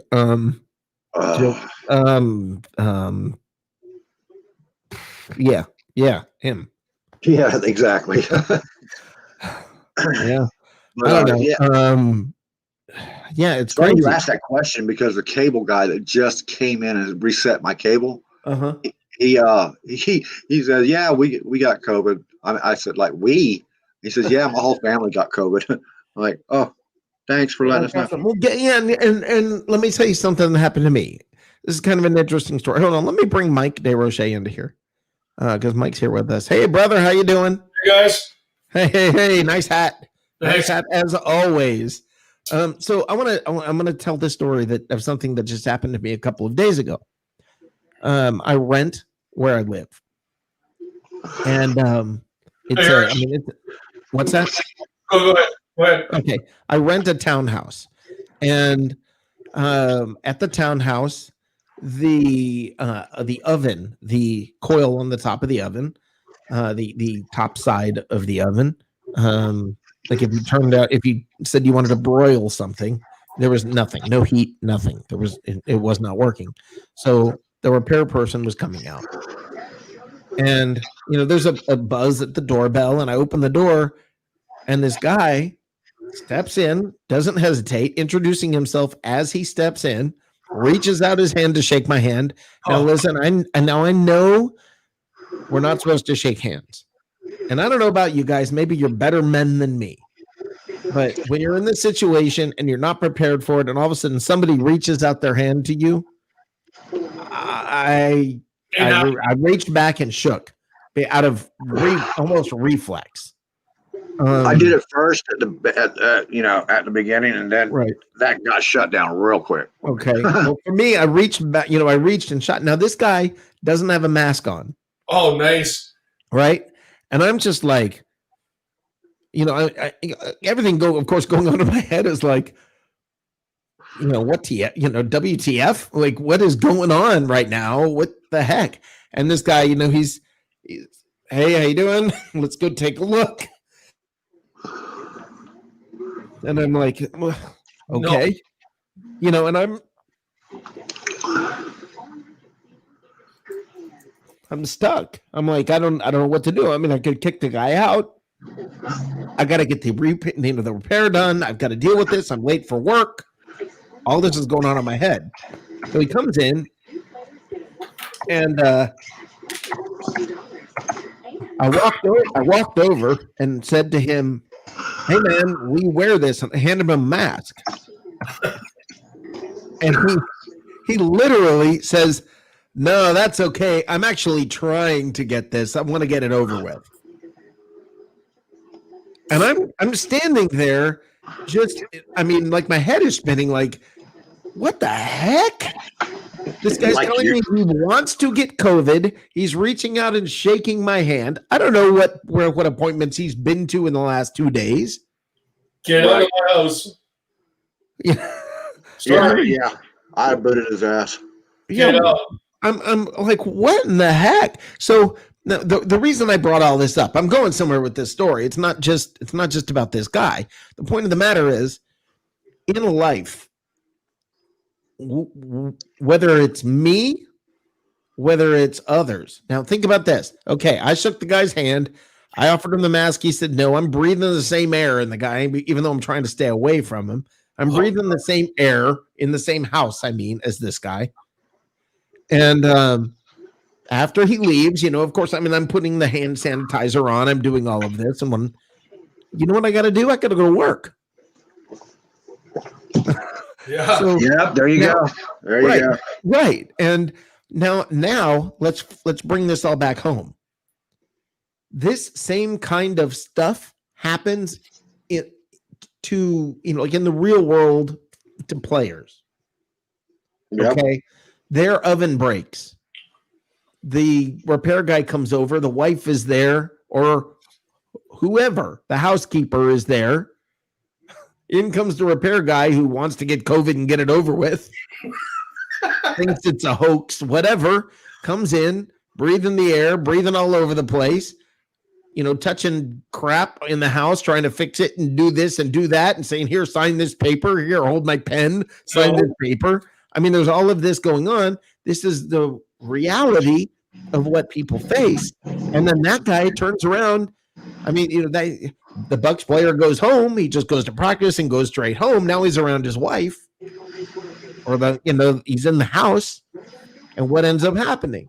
He brings it to the meeting room the next day. It's so crazy to think about how this can so easily happen. If there are situations like the situation I just brought up, understand this happens with players. It happens probably more with players. What's that? It probably happens more with players because if they go to the grocery store, that somebody's going to recognize them and they come running up. Hey man, hey, can I? Right. I don't know if they're going to the grocery stores right now. I think they have people doing it for them. The team's probably even paying to have them delivered. But the point of the matter is, okay, fine. The delivery guy is sitting in the back of Publix in the stock room with all the other, with all the other guys or whatever, and it's no mask on, no gloves. Right. And you don't know how it's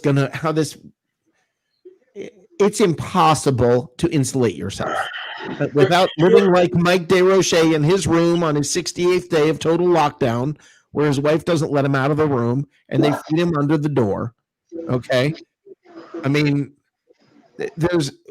the rest of us, it's a world where it's impossible to completely 100% insulate yourself and control your environment. You can think you are, but then what do? You go check the mail, right? You go get the mail. What would the mailman do that day? Did he shake the hand of the guy trying to fix his oven? It's impossible to completely insulate yourself. Do you wear a mask for work, Rick? Yeah, we have to by law. Me too, all day for 7 hours, all day. Yeah, by mandate, we have to wear masks. Well, you, Johnny? And let me say this real quick, Mike. We had a customer come in to where I work, and the customers, it was a group of 3, and they didn't have masks on. And we told them you have to wear a mask, and they said no, we don't. We said yes, we do. Yes, you do. It's the law. We have to. We can't let you come in here. No, it's not a law. It's a mandate. It's not a law. Okay. Here's the bottom line. We can get fined if you don't wear a mask. No, you cannot. That will not stand up in court. It's been held in court. They're arguing. They're standing there arguing with no mask on. Okay. They're in the store. It takes a little while. We finally get them convinced that they have to leave. And then they say, fine, just give me the mask. They take the mask. Now, in the meantime, all the places they went before they walked into the store just got spread into your store. Right. They brought all of that into the store. Even once they put the mask on, it's on their hands. It's everywhere. Yep. There's nothing that can be done. Now, a player has to deal with that. Now, Devin White has caught a lot of crap this week because apparently he did some things that weren't so smart. Okay. Look, guys, you can argue all day long with me about this, and I'm going to tell you this. This is math. This is math. This is indisputable math. 50% of the population intellectually is below average. That's math. Okay? Yes, 50% of the population is intellectually below average. All right, there's that. You can't argue with me about that. All right. So maybe Deshaun can. no, you can't. That's math. It wouldn't be below average if 50% weren't below it. I mean, that's what makes average. Okay, 50% is above it, 50% is below it. Okay, so you have average in the middle. It's self-explanatory, right? So if 50% of the population is intellectually below average, and they're doing their best, think about the situation trying to stop this thing, and think about how it gets in ways you don't intend for it to get in. You didn't do anything wrong. And maybe the person that gave it to you didn't do anything wrong. Or maybe somebody made a stupid decision. Let me ask you this. And I don't want you guys to have to answer this. I'm not looking for an answer from you guys. Okay. I'm not asking you to answer this. Do you, the general public, not the two guys here on the show, do you, listeners, you ever do anything stupid? Yeah. You ever make a bad decision? You ever do something and gone, that was dumb? Every day. You ever dated a girl that you knew it was going to be a disaster, but you did it anyway because, well, you couldn't stop yourself? You ever make a dumb move? You ever done anything just stupid? Who hasn't? Okay, so if you've done something stupid, then why in the hell would you be mad at Devin White for doing something stupid and getting COVID? Why in the world would you do that? You say, yeah, well, he's accountable. He's got millions. He's blah, blah, blah. He's got all these people counting on him. He's blah, blah, blah. I guarantee you've done something stupid. Do you think some of the fallout is because of the party he had last year? Yes, probably. And that's fine. But again, he's a kid with millions of dollars. I understand that, but it's two situations of the same kind. Right. And you know, somebody took him aside and said that is not smart. So I get 50-50. Here we go with the 50-50 again. I get 50% of the reason why he needs to hear that, and then 50% of the reason why, he is a young kid. They make mistakes. Yeah. We all do. Yeah. It's why I never blamed Jameis. Okay, he did stupid stuff.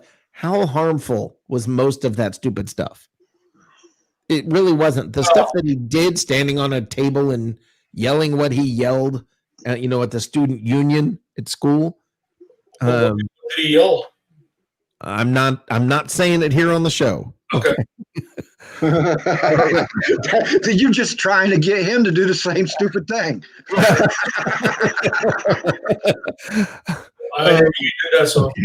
Okay, so he did that. Now he's been accused of lots of stuff that I don't know how true it is. I know some of it, some of the worst things he's pretty much been proven that he didn't do. But some of it, look, Jameis is a great example. And look, I don't know the man. I don't know his Wonderlic score. I don't know you could probably look it up. Okay. I don't know his Wonderlic score. I don't know his IQ score. I don't know. But my guess, he may have a high football IQ, but my guess is not too smart. You know that 50% above and 50% below? He's 35%. What's that? He's 35% probably. Well, I mean, I don't know, but it makes me, look, this guy's done a lot of things in his life that make me question his, where he would fall on that scale. Yeah. So I have a question. Uh-huh. Can the team enforce a bubble, or is it an NFL mandate? Can they do that? No. Well, the NFL has said they're not going to enforce a bubble. Okay, they're not going to force the teams, and I wish they would for the playoffs, but they're not going to. I think they said they're going to tighten the sort of bubble that the teams have. And the thing is, they've really done a good job this year when you think about it. Considering all things, yeah. Yeah, considering the close contact that these guys are in, it's really amazing that it hasn't gotten worse. I mean, shoot, man, somebody stubbed their toe in Tampa one time, and Mercer went wild in the locker room. I mean, I think they were having more problems with that than they were than they are with COVID. I mean, that's crazy. Because remember, you've got to keep in mind, you think, oh no, all these guys are on the COVID list now. It's not saying that they have COVID. A lot of the guys that are out right now Yeah, I'm confused. are testing negative. They were just near someone that had it. Okay. I need some clarification about that because I hear, this thing and they have COVID and I don't know. Johnny, what do you think? He didn't hear that. Sorry, he didn't hear that. That was my bad. Well, ask it again. I hear there's a list of guys on this COVID list. Like, how do you explain that? Like, do you have it or you don't have it? It's a contact tracing list. Okay. They go on the COVID list because of contact tracing. Somebody that evidently, if they're put on the list, there's a possibility that they've been in contact with somebody who's had COVID. Right. Apparently, and I'm going to give you sort of some details. Apparently, Devin White tested positive. I guess he's asymptomatic, right? He's showing no symptoms, but apparently he tested positive a couple of times. The people who are around him, like Shaq Barrett and a couple of the other players, they were in close proximity to him, so they are out. All right. They're being held out, not because they've tested positive, but because they were within close proximity. Now, I don't know how that works. How do you get on a field and bump uglies with these guys? How do you do this? And then they say, oh, they didn't, they weren't in close proximity. I mean, we saw, who was it earlier in the year was giving hugs on the field, and then they said, yeah, no, nothing to see here. Des Bryant? What's that? Des Bryant? Yeah, I think it was Des Bryant. But I mean, who was it also after? Shoot, it was after the World Series or something. Somebody got what? Jason Turner. Yeah, got lit on the field after testing positive. Went out there and took the team pictures and did all of that. Now again, let me say this. Let me be clear about this. Okay, you can look at this guy and you can go, "What an idiot!" Now, let me say this. I'm going to reframe the discussion about that for just a second. And I'm not justifying anything, and I don't want anybody to think that I am. Okay. But I'm going to inject the human element into this.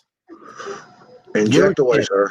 Okay. Your whole life, you have wanted to be, you've dreamed. Look, I don't know about you. I remember standing in my front driveway, shooting free throws into the basket in my driveway, dreaming about like the NBA finals. Not that I don't even really like basketball, but I remember dreaming about the NBA finals and it being the last second, game 7.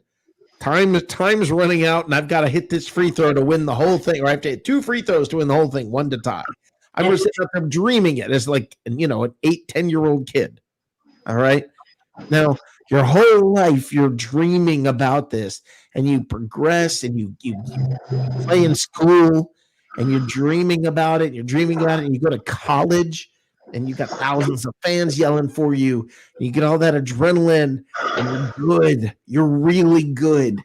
And holy cow, the dream of one day playing in the big leagues is going to happen. Now you're in the big leagues, and you're playing, and you're so, you're jacked up, you're excited, you're proud, and then your team makes the playoffs and you go on a run and you're in the World Series, and in game 7 of the World Series or whatever, okay, right at the end of game 7, when you're about to win the World Series and all these guys you've given blood, sweat, and tears all year long, boom, you're pulled out because you're COVID positive. You've tested COVID positive. Now, everybody can stand here without emotion, without humanity, without feeling the things he's feeling at that moment, without all of his life leading up to this, and say, he should have stayed off the field, not been in that picture. But the guy didn't think straight in that moment. Okay? He didn't think right in that moment, because when he thought about that team photo that's going to be on the wall in that facility forever. And the annals of history and the memories, it's going to be on the internet forever. That's the winning team, and he's not going to show. He's not going to be in that picture. He's not going to be a part of it. And the guy made a bad call. Now, everybody, go back to what I said a few minutes ago. Have you ever done anything stupid? To me, I look at what he did and go, yeah, that was stupid, but I kind of get it, that how he did that stupid thing. It's the emotion of the time, the moment.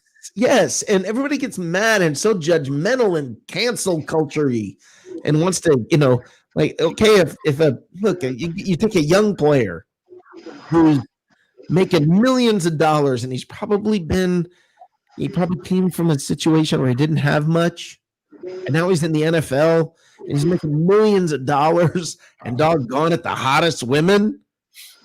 Now, remember when you were his age? Remember how straight did you think when it came to women? Okay.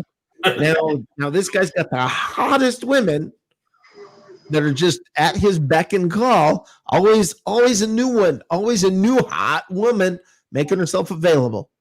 And then you're saying to him, for a year, don't go out. Well, remember when your hormones made you make bad decisions? For this guy who's on the lower 50%, not by his fault, but he's on the lower 50% when it comes to intellectual ability, and he's got his hormones pumping through his body, and that beautiful girl is saying, come on. I mean, guys, we got to stop it. We got to step back for a second and not always get, so ticked off at these players for doing stupid stuff. We've got to stop being so judgmental of some guy, some idiot. Let me ask you this honestly, folks. Any one of you ever post something stupid on Facebook or Instagram or wherever? Have you ever said something and afterwards gone, ooh, that wasn't a bad idea? I mean, that was not a good idea. Or have you ever sent a message and thought, I shouldn't have sent that? A text message, maybe. You ever done that? Every single freaking one of you wishes you could hit unsend at some message at some point. Every one of you has deleted something at some point. Everybody has done that. So if you've done that, now imagine you got millions of dollars and everybody tells you how good you are all the time, and that beautiful girl's batting her eyes at you, and or your hormones are kicking in and you want to say something cool online so you can get the next pretty girl to bat her eyes at you. On that point, the NFL does set up lessons for people coming into the league. Sure. I know it's not a lot for a 21-year-old, but I expect that out of my 23-year-old nephew. Some of the dumb stuff you can look at and say, well, that's just youth. But then when you're jeopardizing your own future, you got to be smarter than that. Oh, I agree with you, and they need to take those lessons into account. But I guess maybe I'm just too forgiving when it comes to some of this and things people say. But I've heard people say some pretty horrifyingly stupid things, and they're not bad people. Right. I've had good friends who were good people say and do stupid stuff. I am not a bad person. And I look back in my life, I'm sure. Oh, and I'll tell you this, guys, and I'm going to be straight up honest with you about this. If thought bubbles were real, I'd be in prison. I think everybody would be. So let me tell you something, man. It's not a joke that, okay, now imagine you have the means to get these women or say these things, and everybody's going to tell you you're wonderful. And every time you open your mouth, people are telling you everything you say is good and smart and wonderful because they're trying to get something from you. And then one night you think you have this stroke of genius with some smart thought and you post it on the internet. You realize, oh crap, that was stupid. The closest I've ever been into their situation is in college, and that's not even comparable.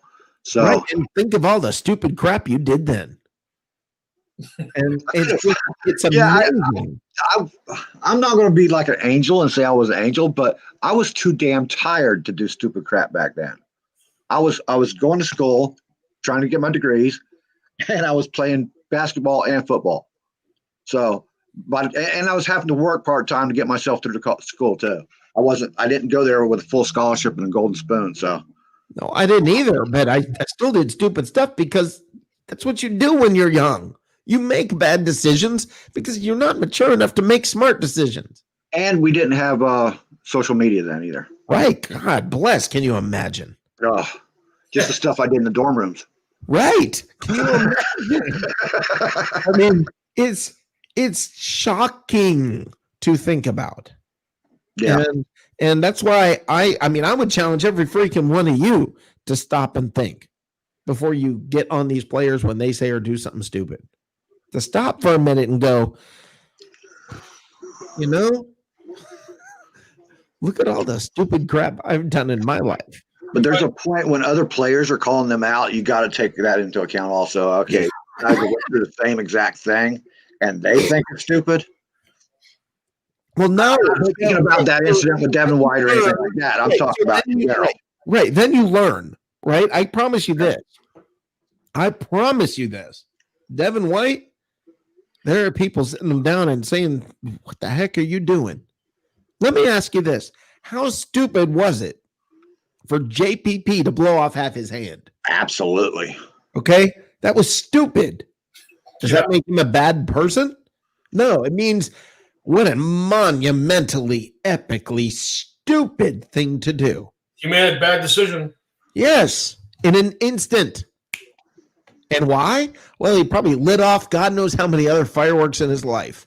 It was just that one. Okay? Who here has dated the wrong girl? Who here has at some point gone after, even if you didn't get to date her, okay, tried to date the wrong girl? Okay? And if it had worked out, oh dear God. Okay? I can tell you, I almost married a girl that I look back in my life now and go, holy crap, I lucked out. Yeah, I lucked out. But at the time, I don't know. Okay, you're thinking you're thinking, right? So everybody's done it. Everybody's done it. So that idiot move where you blow off half your hand and everybody goes, you should be more responsible. That whole team is counting on you. And you need to be smarter than that. And you're making millions of dollars, and everybody thinks that because you're making millions of dollars, somehow or other, you stop being stupid. You know what? Speaking of JPP, I don't remember very many people criticizing him for that. Oh, I do. Do you? Yeah. Yeah. And let me tell you something. When he got in the car wreck and he broke his neck, the first thing I thought is, God, freaking idiot. His career's over. Right. But I remember just thinking, you freaking idiot. Someone a few years back was parachuting and stuff, and they shut him down. They said, no. You're our franchise, man. You're not doing this stuff. I can't remember who it was. It was a quarterback. Right. And at some point, I mean, you remember when Brady jumped off that cliff, he went cliff diving, and that's what it was. That's what I was thinking about. Yeah. He thought hell about that. Yeah, jumped off some cliff somewhere, and everybody freaked out and talked about how irresponsible it was. And this is what cracked me up. In the picture, his wife is there, his kids are there, Brady is there, and Brady jumps off this cliff. And everybody says how stupid it is because he's responsible to that team. What about the kids that are sitting there? Yeah, right. Right? I mean, you might hurt yourself. That's a long-term responsibility right there. Right. So, and so to me, the response was as stupid as what he did. Exactly. Yeah, okay? I agree with you on that. Right. So, I mean, listen. Actually, I'm finding it hard to disagree with you tonight. What's going on? I don't know. Stop it. I'm doubting myself now. But to me, there's people, you got to understand other people's humanity. And when you're so freaking cocky about yourself and so judgmental, and it's so easy to we all watch people sit behind a keyboard and they're cocky and judgmental and say all these things. And what do? We sit on our side of the keyboard and look at them and go, how can they be so judgmental? Think about that. Yeah. Oh, you're doing it. I just saw a commercial, man. I got to ask you about. You have the Nature Stone commercials there? Nature Stone? Yeah. Not that I know of. No, not me. No. Well, I'm in Pittsburgh, as you know, and the Nature Stone commercial here has Urban Myers on it. Okay.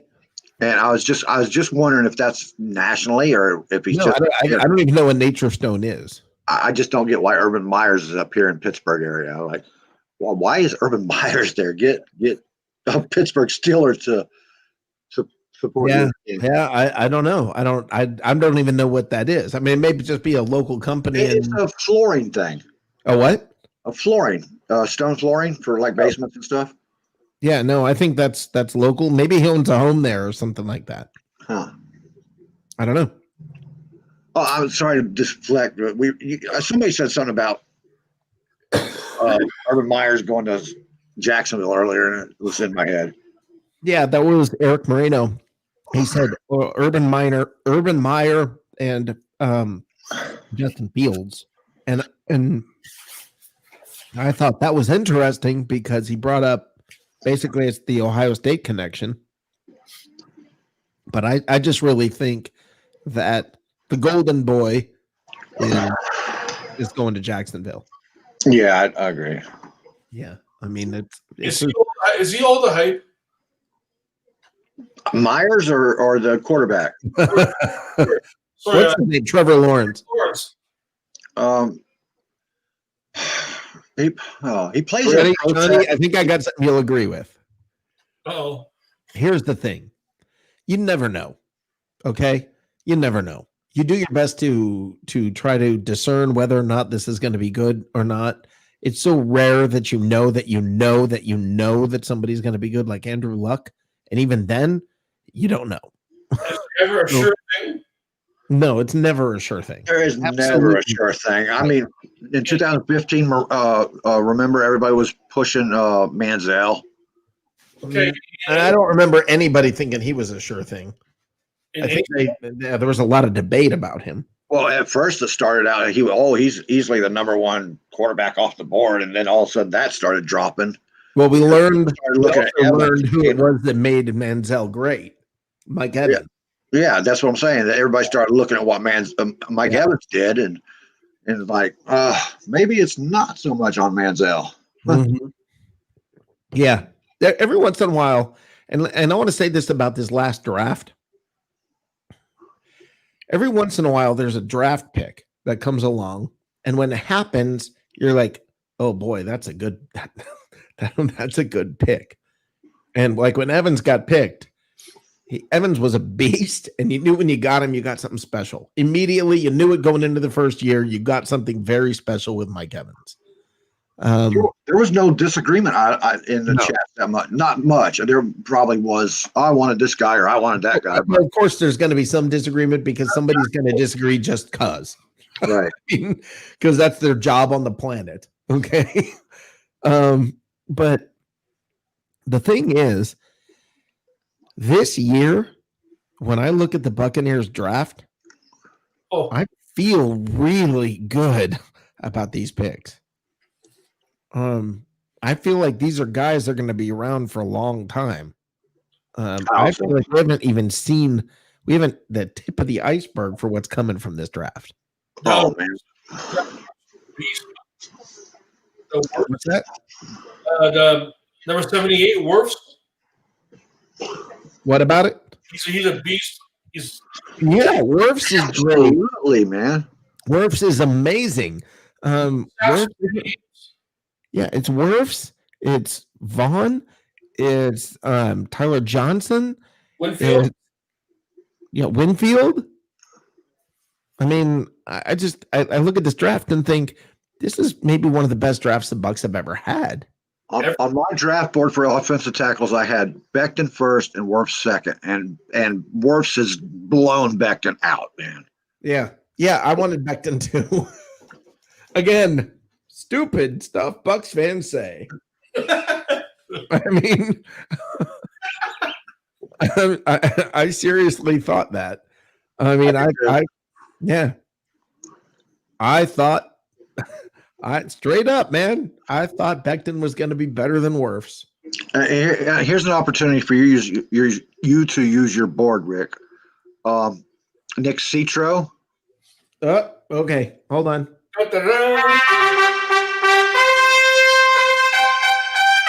One day we will have the triumphant return of Nick Citro. Go ahead. Yeah, he had taken Wirfs completely off the board, so we got a steal here, man, with Wirfs. We really did. Yeah. I mean, I remember the first time I saw him jump out of the pool. Yeah. Oh. I thought it was BS. I thought no, real. He didn't do that. But yeah, apparently he did it. The last time I saw something like that was when Fridge Perry was jumping up on them 42-inch tables. Yeah, and let me say this, by the way, to everybody, to all the people out here in the comments and to everybody listening, everybody watching, when you go back and post on Facebook, please stop asking this question. Okay? Please stop asking this question.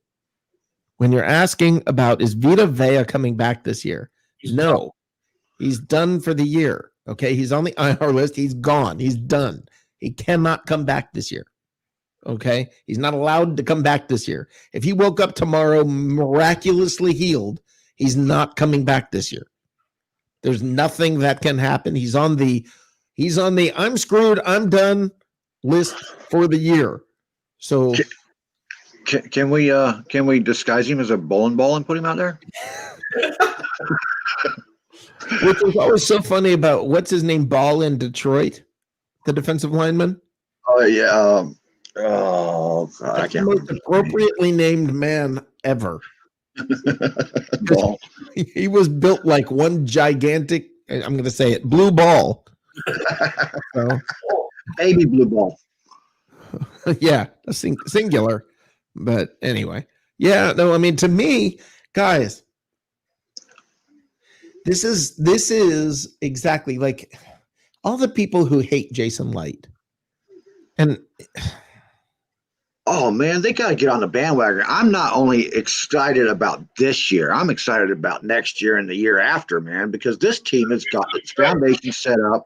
It took its this year's draft picks, and they've been able to develop them without destroying them. You know what I mean? Yeah, Johnny, what you just said, I think, is true. And this is the thing. I'm not just excited about this year or next year with Brady and Arians. I'm excited and confident to see what's coming after Arians and Brady. Exactly, because we've got a strong core right here, man. The core of players and the organization is now set up entirely differently. Yep. Basically, the entire organization has been reorganized and set up in a whole different way. And listen, I got to say this. I cannot believe I'm saying this. Again, this is my third thing tonight. I was wrong. Okay. I'm on a roll here. You got to change the name of the show tonight, man. And say, look, Byron Leftwich has done a phenomenal job. Okay. Byron Leftwich has done a phenomenal job. Everything else I said about Byron Leftwich this year belongs on stupid Bucks fans say. Rick all right? Because other than the game where they only ran the ball 5 times, this is the best year for the Buccaneers offense in team history. That is a fact. You can't go back and say, oh, this year or that year or that year or the 2002 year, because the Buccaneers have never had an offense like this. Is this the highest scoring team ever? I don't know if it's the highest scoring. I don't know. That's a good question. I don't know. I think it probably is because they're breaking every touchdown record that I know of. Maybe not from running backs. So I don't know. That's a great question. I'll have that answer tomorrow night.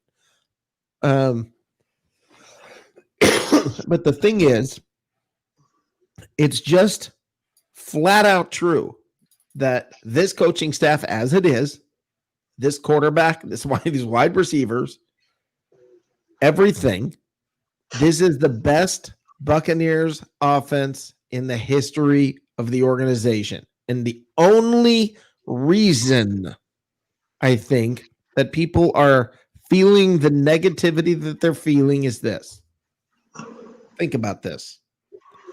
We all have these dreams of these visions of Mike Evans and Chris Godwin and Antonio Brown dancing in our heads because we're all thinking they're going to have their biggest and best and wildest statistic year ever because, why not, right? I mean, you got Brady throwing to them, but you got Brady throwing to all of them, plus Gronk, plus the running backs.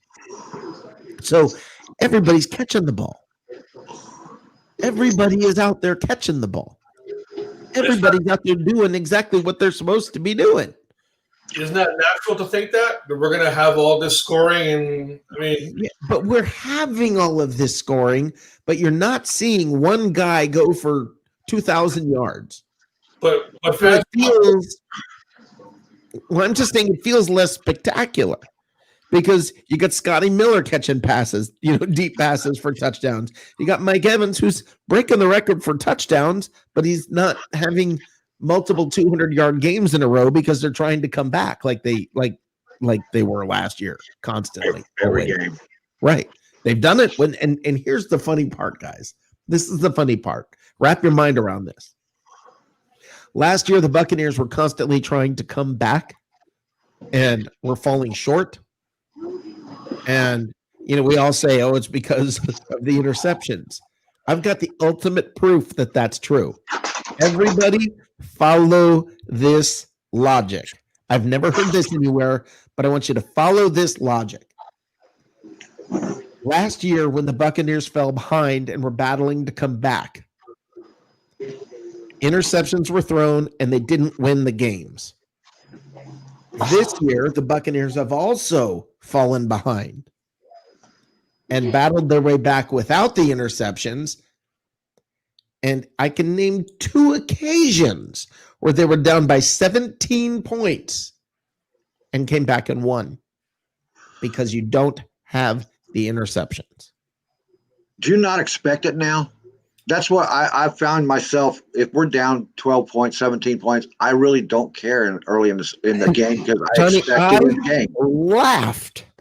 I was laughing with somebody. It might have been Christopher Cole. I'm not sure who it was. It was somebody. It might have been you, Mike. Somebody sent me some of the stupid stuff Bucs fans were saying when the Bucs were down 17-0 to the Falcons.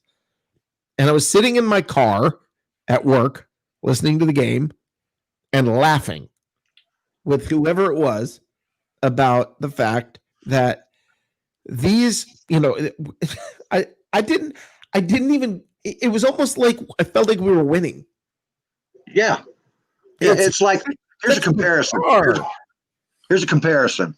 Remember when Rondé and them were here? Remember when you just never had any doubt that if we were down by 3 or it was a close game and we needed to shut it out, you just knew that we were going to get a turnover. You knew it. You knew that Rondé was going to show his number 20 to us. This is awesome. Chris Williams. Chris Williams, thank you. God, I love you people. Chris Williams just said they need 11 points on Sunday to break the record to be the highest scoring Bucs offense. They'll certainly get 11. In team history? Yes, they'll certainly get 11. I think the main thing is I think this is the only Buccaneer team to have both the defense and the offense ranked this high in the top 15. Yeah. I mean, this is balance, man. This is a crazy dream year. Just think for a minute. Take 1 minute and think about this. Think for 1 minute about the fact that next year is supposed to be the big year. A year of big improvement at the quarterback position under Arians. Yep. Think about that. Okay, we got a caller calling in. How you doing? Hey, what's up? Hey, I was wondering. Who am I speaking to? Eric. Hey, Eric realized I'm having problems with the video, and then so Eric gave up and decided, all right, I'm going to call. Yeah. How worried? This is all to all you guys. How worried would you guys be if Devin White had a miss and let's say Kevin Minter had to step up the next two games? In the next two games, Honestly, I don't want to lose. I certainly don't want to lose him in the playoffs, but I'm not worried at this point. I'm not worried at this point. Not a bit. Minter is a very good linebacker. Yeah. And you might even see more turnovers because Minter is in, because he's a veteran linebacker and he's smart. Yeah. Yeah, absolutely. Let me finish where I was going with this, though. Okay. I believe when you look at the fact that with this coaching staff, with the players that you have, like I said, thank you, Chris, for pointing out the fact that it's 11 points that they need. To me, all of the complaining, they quietly somehow or other put themselves in the position to where they're having the best year this team's ever had. Last year felt like they scored more. But and this is what's so beautiful, I guess, about all of this. Take less points and less turnovers. Well, less points maybe, but less turnovers. Yeah, but the thing is this: it's last year felt like they scored more because everything was so dramatic and on the edge of your seat and crazy. The way I described it last year, and this is what I said last year, and I'll stand by this. Jameis Winston is like when you date a crazy girl. When you're dating a crazy girl, and y'all know what I'm talking about, sometimes it's awesome. I mean, it's awesome. It is so much fun. I mean, it's, no pun intended, balls to the wall, crazy good time. Holy crap. I mean, it's amazing. And then you end up invariably, always, you're going to end up with the cops in the driveway at some point or some kind of a problem. And it's going to go bad, and it's going to go bad in a big way. So that's what it was like with Jameis Winston at quarterback. Sometimes, oh my gosh, it was awesome. It was fun. Sometimes it was you crazy. like him, sometimes you don't. Right. It was awesome. He'll make a great play, and then he'll make a. I'm like, what are you thinking? What are you doing? Yeah, well, exactly, which is what makes him like the crazy girlfriend. And that's Johnny. I want you to talk to me, Johnny. What when you think about this coaching staff, Johnny? I want you to give me your rundown about this coaching staff and about your thoughts on how things are working out, how things are, what are your thoughts about the weaknesses? And this has not been a perfect year. They've made bad decisions. They have done some things that they shouldn't have done. What are your thoughts about this coaching staff? Well, the first thing I thought about this coaching staff when they were first hired is finally we're going to get development on this team, which we have seen a lot of. The X's and O's, I've had head scratchers, and then I've seen brilliant plays. Yeah. I think the coaching staff had to figure out what they're working with. Yeah. So they threw a lot at the wall to begin with, and now they've eliminated the minutia that don't work. And now I think they're pretty locked in on what does work and what doesn't work. Yeah, I think that's probably a very good observation. Yeah. Yeah. Carl Hardy says crazy girls were so fun. Yeah, they were at first.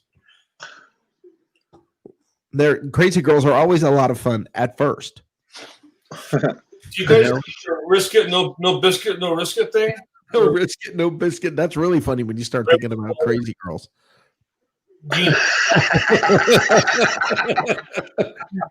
It gives biscuit a whole new definition. How crazy are they in Canada, by the way? Mike is speechless. That's awesome. Mike's just shaking his head like, I have nothing that I can say right now and not get myself in trouble. Oh, boy. I mean, really, are they that crazy in Canada? I mean, you went to Ireland to get a wife, right? Scotland, actually. What'd you say? Scotland. Oh, Scotland. Yeah. Well, no, she came to Canada. Yeah, I was gonna say, like they're not crazy in Scotland. Yeah, I was going to keep my mouth shut about Ireland too. Yeah. So leave it to me. Leave it to me. I see. I'm not afraid to say the stupid stuff, and I'm also not afraid to say, "Hey, wow, look at what I said. That was stupid." Maybe I'm on the bottom half of that 50%. Wouldn't shock me. I think Mike thinks too much before he says anything. Yeah. I pick my spots. You what? I pick my spots. Yeah. Like I said, though, if thought bubbles were real, oh my gosh. Oh, That's speaking number of, one. this is what's happening in the South. What's cooking in the South, Oh, right? yeah. Yeah. So, what did you eat tonight, both of you? Oh gosh, Wendy's. Okay. Yeah. You missed it. Yeah, we talked about it earlier. I had for dinner, I had shrimp and wings. But earlier today, I had Jamaican patties and crab cakes. It was awesome. I'm down there with Mike, man. I had McDonald's actually. You had McDonald's. Now so I went to McDonald's today, and I got a hot tea. I went twice through the McDonald's drive-through and got hot tea. And now let me point something funny out. This should not be the case. If you go to a fast food restaurant, all right, what's the first word there? Fast. Fast, right? yeah. Okay. Let's say it's a busy time of day, and you go to McDonald's and you want to get hot tea, so you go through the drive-through. How long would you expect it to take during the busy time of day? 2 minutes. Well, since McDonald's drive-in, they pour the hot water and they put the tea bag in there and then they hand it to you. So it shouldn't take too long. Right, but there's a line of cars and it might take a little bit. So how long do you think at the busiest time of day? 2 minutes. I think that's thinking way positive. That's really positive. But then again, tonight I was in that long line and it only took me like 5 minutes to get through it. So okay, 5-10 minutes. Yeah. Right. I mean, I could see if it's going really slow, maybe if they're understaffed, right, it could take a little longer than that, but then you're going to be kind of grumpy. Hot tea. I ordered boiling water with a tea bag. Okay. 30 minutes. No way. To get through the drive-through. 30 minutes. Hey, did you confuse them when you said hot tea? They were like scrambling to figure out what you were talking about. No, and the frustrating thing, and this is what I've learned. I learned something. All right, kids, gather around for some news and some information from Rick. All right. I'm going to sound like Leo Getz for a second. Never use your app to place an order. Okay? Yeah. Never use an app on the phone to place an order. And here's why. You pay for it on the app. Right? Right. Now it's paid for. You're stuck. Oh, yeah. You can't drive away. You can't drive away. And for some freaking reason, my brain, and again, here we go with the 50%. I'm thinking I'm on the bottom. Okay. Because 50%. Now think about this. This tea cost me $1 and I wouldn't leave the line.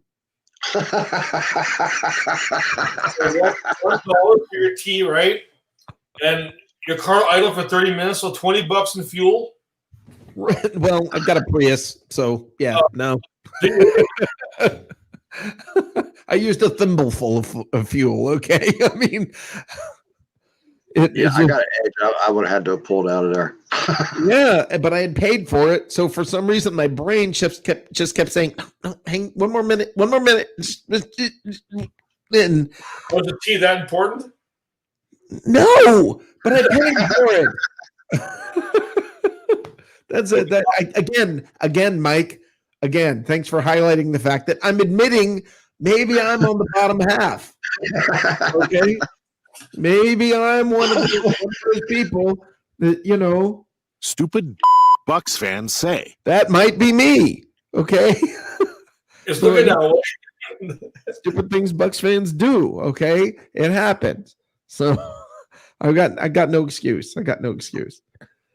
But oh well. What are you gonna do? The question is hot tea. Really? Well, in case you all haven't noticed, I cough constantly. No. So do you put lemon and honey in it? Well, what I do is just the reason I cough is because I have really bad like sinuses. Right. There's a constant tickle in my throat because Right. there's sinus drip. Well, the hot tea takes care of that. Yeah. That's why whenever you see me drinking from this cup, I'm drinking hot tea. There you go. So you Okay. said No, this cup. Tracy has a tea for everything. She has a tea for every ailment, dude. Right. She has her sleeping tea. She has her coughing tea. She has her black tea. I'm like, oh my God. Now understand. Ready? Hot tea. This cup. I've Not hot tea. How much bigger is this cup? Is that sweet tea? Hold on. Not hot tea. What the hell is it? Homebrew? What's in there? I'm not telling. Well, that's good. He said it wasn't hot tea. It's not hot tea. You have And Carl multiple asked choices. Carl, man, I like Carl. I don't know you, but I wish I did because I think this is the smartest guy in the group. He guessed 25 minutes, okay? And then listen, he asked the right question. He asked the only question that matters. Was the tea good? Awesome, Carl. We went into a he was good. tea conversation. I forgot what you said you had. Was your supper good? What I had, I had wings and shrimp. That's right. Yeah. What did you have, Mike, at Wendy's? You just said you had Wendy's. I had 2 Dave doubles. That's not bad. It was okay. Does that make it a quadruple? No. Yes, it kind of does. How awesome would that be? It was expensive. It was expensive. Yeah, well, why wouldn't you just say I'd like a double, add 2 more patties? How awesome would that be? 5 more bags of napkins. You got this gigantic burger. It's like the buns would be just non-existent. The one thing about Wendy's, man, I love Wendy's, but man, them things are soggy. Is it expensive? Wendy's in the States? No. No fast food is expensive. Yeah, there is no expensive fast food. I mean, what is the most expensive fast food restaurant? Arby's? Maybe Arby's? Hardee's? Hardee's, maybe. They got the $6 burger. Maybe the $6 burger costs $3 something. What'd you say? Maybe Subway in our city. Subway. Okay. I So mean, here's the thing. I'm confused about Subway. Uh-oh. You know what? They will never be a sponsor of this show after the next minute and a half. Look, Subway, I don't know what they do with their bread. I don't know what it's made out of. I don't know what the deal is, but you know how they bake their bread every day? They could pull the bread out of the oven and I taste it and it tastes stale. I mean, something about Subway bread to me, it tastes old right out of the oven. I don't get it. Do you get the same bread every time you get it there? No. Ben Parrish just said Five Guys, brought up Five Guys. Oh, Yeah, I was thinking Five Guys, but is that really considered fast food? Yeah, Five Guys is fast food. It's just a little slower, but It's I expensive. mean, yeah. Oh, I got one for you. Now, Mike, you've probably not heard of this. I don't know that they are up there. Okay, Sure. Johnny, I don't know if you've heard of this or not. There is a place that I know they have in Atlanta, they have here, and I know they have in Florida. It's called Chicken Salad Chick. No. I love this place. And you'd think, what the heck? You like Chicken Salad Chick? It's some woman created this restaurant, and there's like 20 different kinds of chicken salad, spicy, just all different kinds of chicken salads. And they are so freaking good. Oh, salads. That's why I haven't eaten there. But it's chicken salad. It's not salad like leaves and stuff. It's a place called Panera. Panera, yeah, Panera. My wife loves that place. That's probably the most expensive. Yeah. Yeah. Now I've heard of the Habit, Ben. Okay. I've heard of the Habit, but I've never eaten there. We don't have that in Canada or my city yet. Yeah, I've heard of it. If you're throwing Panera bread in there, I'm going to throw Permanis in there then. What is it? Permanis. Permanis? They do have them in Florida. They are in Florida too. Not very many, but it's a Pittsburgh. I've never heard of it. How about Chick-fil-A?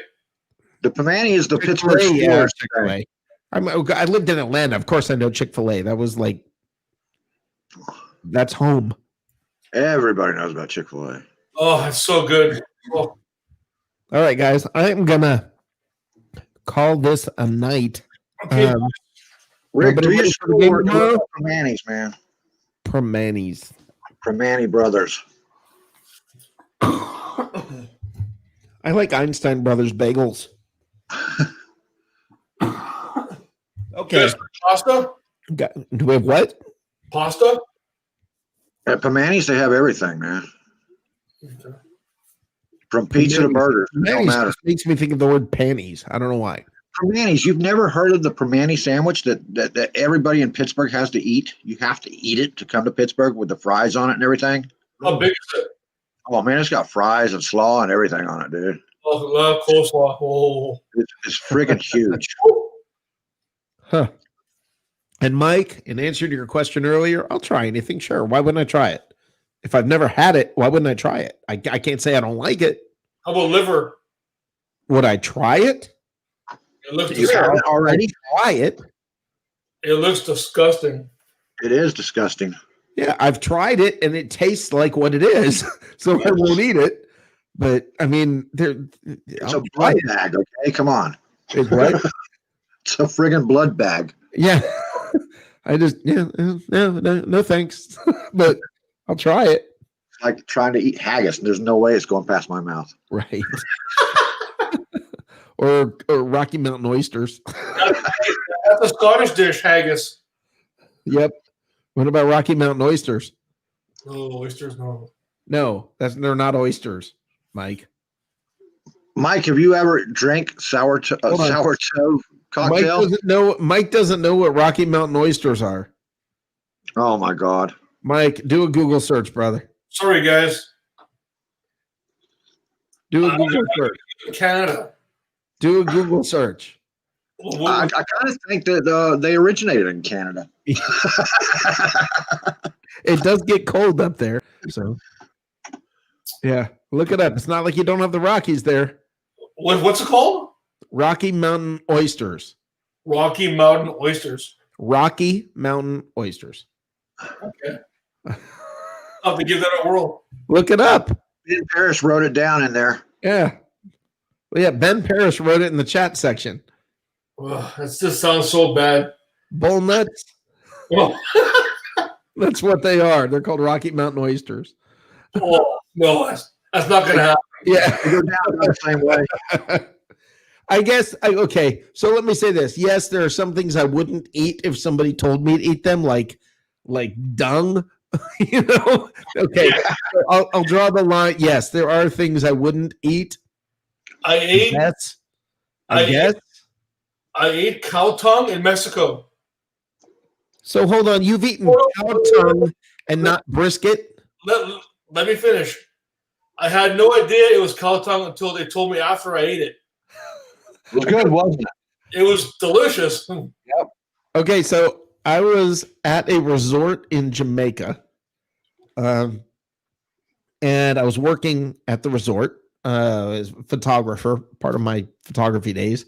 And sitting next to me at the resort, I was a guest at the table with the general manager of the resort. And I'm eating this chicken, and I'm thinking, this chicken tastes okay. I mean, it's good, but it tastes weird. It just tastes, I don't even know how to describe it. Almost, I don't know. It's like maybe gamey. I don't know. It's just weird. It's just different. And I'm like, I'm not going to say anything because it's good. So I'll keep eating it. So I finished, and, they're bringing more food, and I'm eating it. And the general manager says, so how do you like your food? And I finally said, you know what, I'm going to say something. I said, I like all of this. I like the chicken, but it tastes a little, it's a little weird. And he goes, no, man, that's not chicken. That's curry goat. Oh. Now, I had never had it before, and I got to tell you, it wasn't bad. It wasn't bad, but I didn't realize I was eating goat. Now, there are goats everywhere in Jamaica. It's funny because as you're driving down the road, there are goats running around like dogs are running around in the U.S. Yeah. Or cats, stray cats. They're stray goats. They're literally stray goats in the country. So it's just a whole different thing. Johnny, are you a picky eater? Dude, I eat rattlesnake. Oh, gosh. Why wouldn't it happen? Have you? Well, I can't ask you that because you just started eating shrimp. So if you've eaten popcorn shrimp, you would love rattlesnake, dude. You wouldn't try rattlesnake, Mike? Oh, come on. Are you serious? Why didn't you try it? How do you know what it tastes like? It's a freaking snake. How do you know what it tastes like? It might be great. Man, it's dead. You're eating a cow. How weird is it to eat a cow? Until the only reason you don't think it's weird to eat a cow is you've been eating cow your whole life. But it's a freaking cow. It's like goat. Goat is great. I love goat meat. I do. I've had goat burritos and stuff. It's fantastic. What do you call it? Hello Fresh? Well, yeah, we have Hello Fresh. Okay, we had shepherd's pie this week for dinner. It came with lamb meat instead of ground beef. I asked Jackie, my wife, to take the lamb out and put regular beef. I wouldn't eat the lamb. No way. Why? What? Dude. It's so bad. Now, I want you to think about something, Mike. Look at a chicken. Just look at a chicken, okay? I will chicken shit for a while. Just think about it. Just look at a chicken. And now, why is it that you think eating a lamb is unthinkable, but that bird, that ugly freaking bird, Scavenger bird, by the way. And do you ever eat eggs? Now stop and think about how weird that is. Okay? It's weird, but you're just culturally used to it. Okay, lamb's just another meat, man. Lamb is tasty as hell, man. A lamb is cute and fluffy and Okay, so I'll go along with that. Okay, I will. I'll go along with saying, okay, I understand your thinking there. I would try it if I were you, just to try it. Okay. It's not going to become your favorite, but at least try it so you can experience new things in life. Have you guys tried deer meat? Sure, of course. Everybody's had venison. Yeah, that's really good. Yeah. Deer sausage? So wait a minute. You're fine killing Bambi. You're fine. I didn't kill my two brothers did. Okay. So you're fine with the death of Bambi, but doggone it, those lambs. That's offensive. You know what? I was speaking to the dude the other day, and the dude said something to me. This is off the air. And I thought it was brilliant. He was talking about hunting. Oh, Jesus. And he said to me about hunting, he goes, you don't have to hunt to get meat. So what you're saying is you want to cover yourself in piss and sit in a tree for 3 days to kill something. I was like, huh, well, that's kind of the truth. That's kind of what yep. It's kind of strange. Yeah. So is the dude. Anyway, what's that? So is the dude. A little strange, but we love him. Yep. Yep, absolutely. All right, guys, let's call this a night. Okay. Let's call this a night. Mike, will you be around tomorrow? Hell yeah. All right, brother, because you know it's gonna be fun, and we're gonna do another words of wisdom, and it's gonna be funny. Yeah, great. All right. I love that one. All right. I'll see Later, you guys. Yep. See you tomorrow night. Tomorrow night. All right. Bye, Johnny. All right, guys. Another fun night here on What's Cooking in the South. Well, we didn't talk that much about the Bucks Falcons game, I guess. I mean, we did a little bit about we talked a little bit because about the injuries and everything and what we think is going to happen, not going to happen. But I want to say this about the Falcons. Look, I think Matt Ryan, I think it's time to move on, but that doesn't mean I think the guy has not been a good quarterback. I think he's been a great quarterback. I think he's underappreciated league wide. I think he's underappreciated.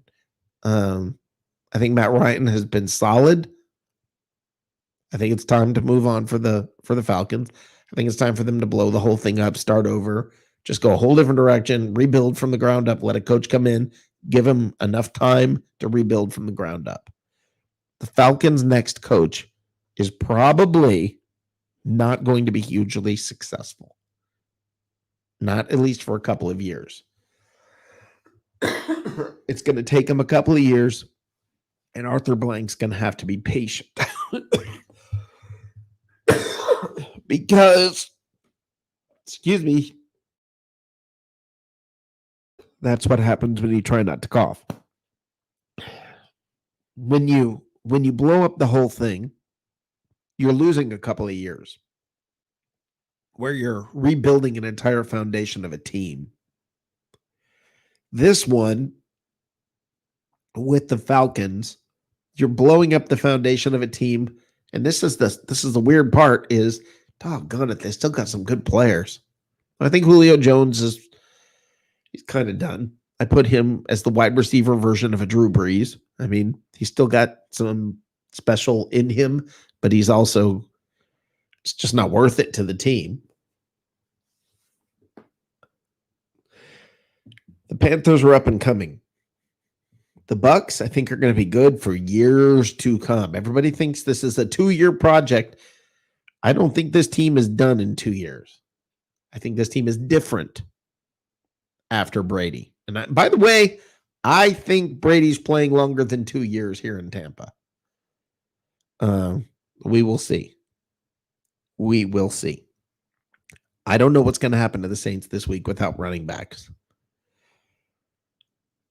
I think you take Kamara out of that team, and oof.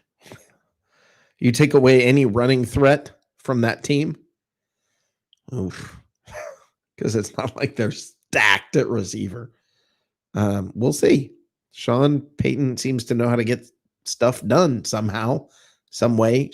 I don't know how he does it, but Sean Payton seems to know how to get things done. So we'll find out.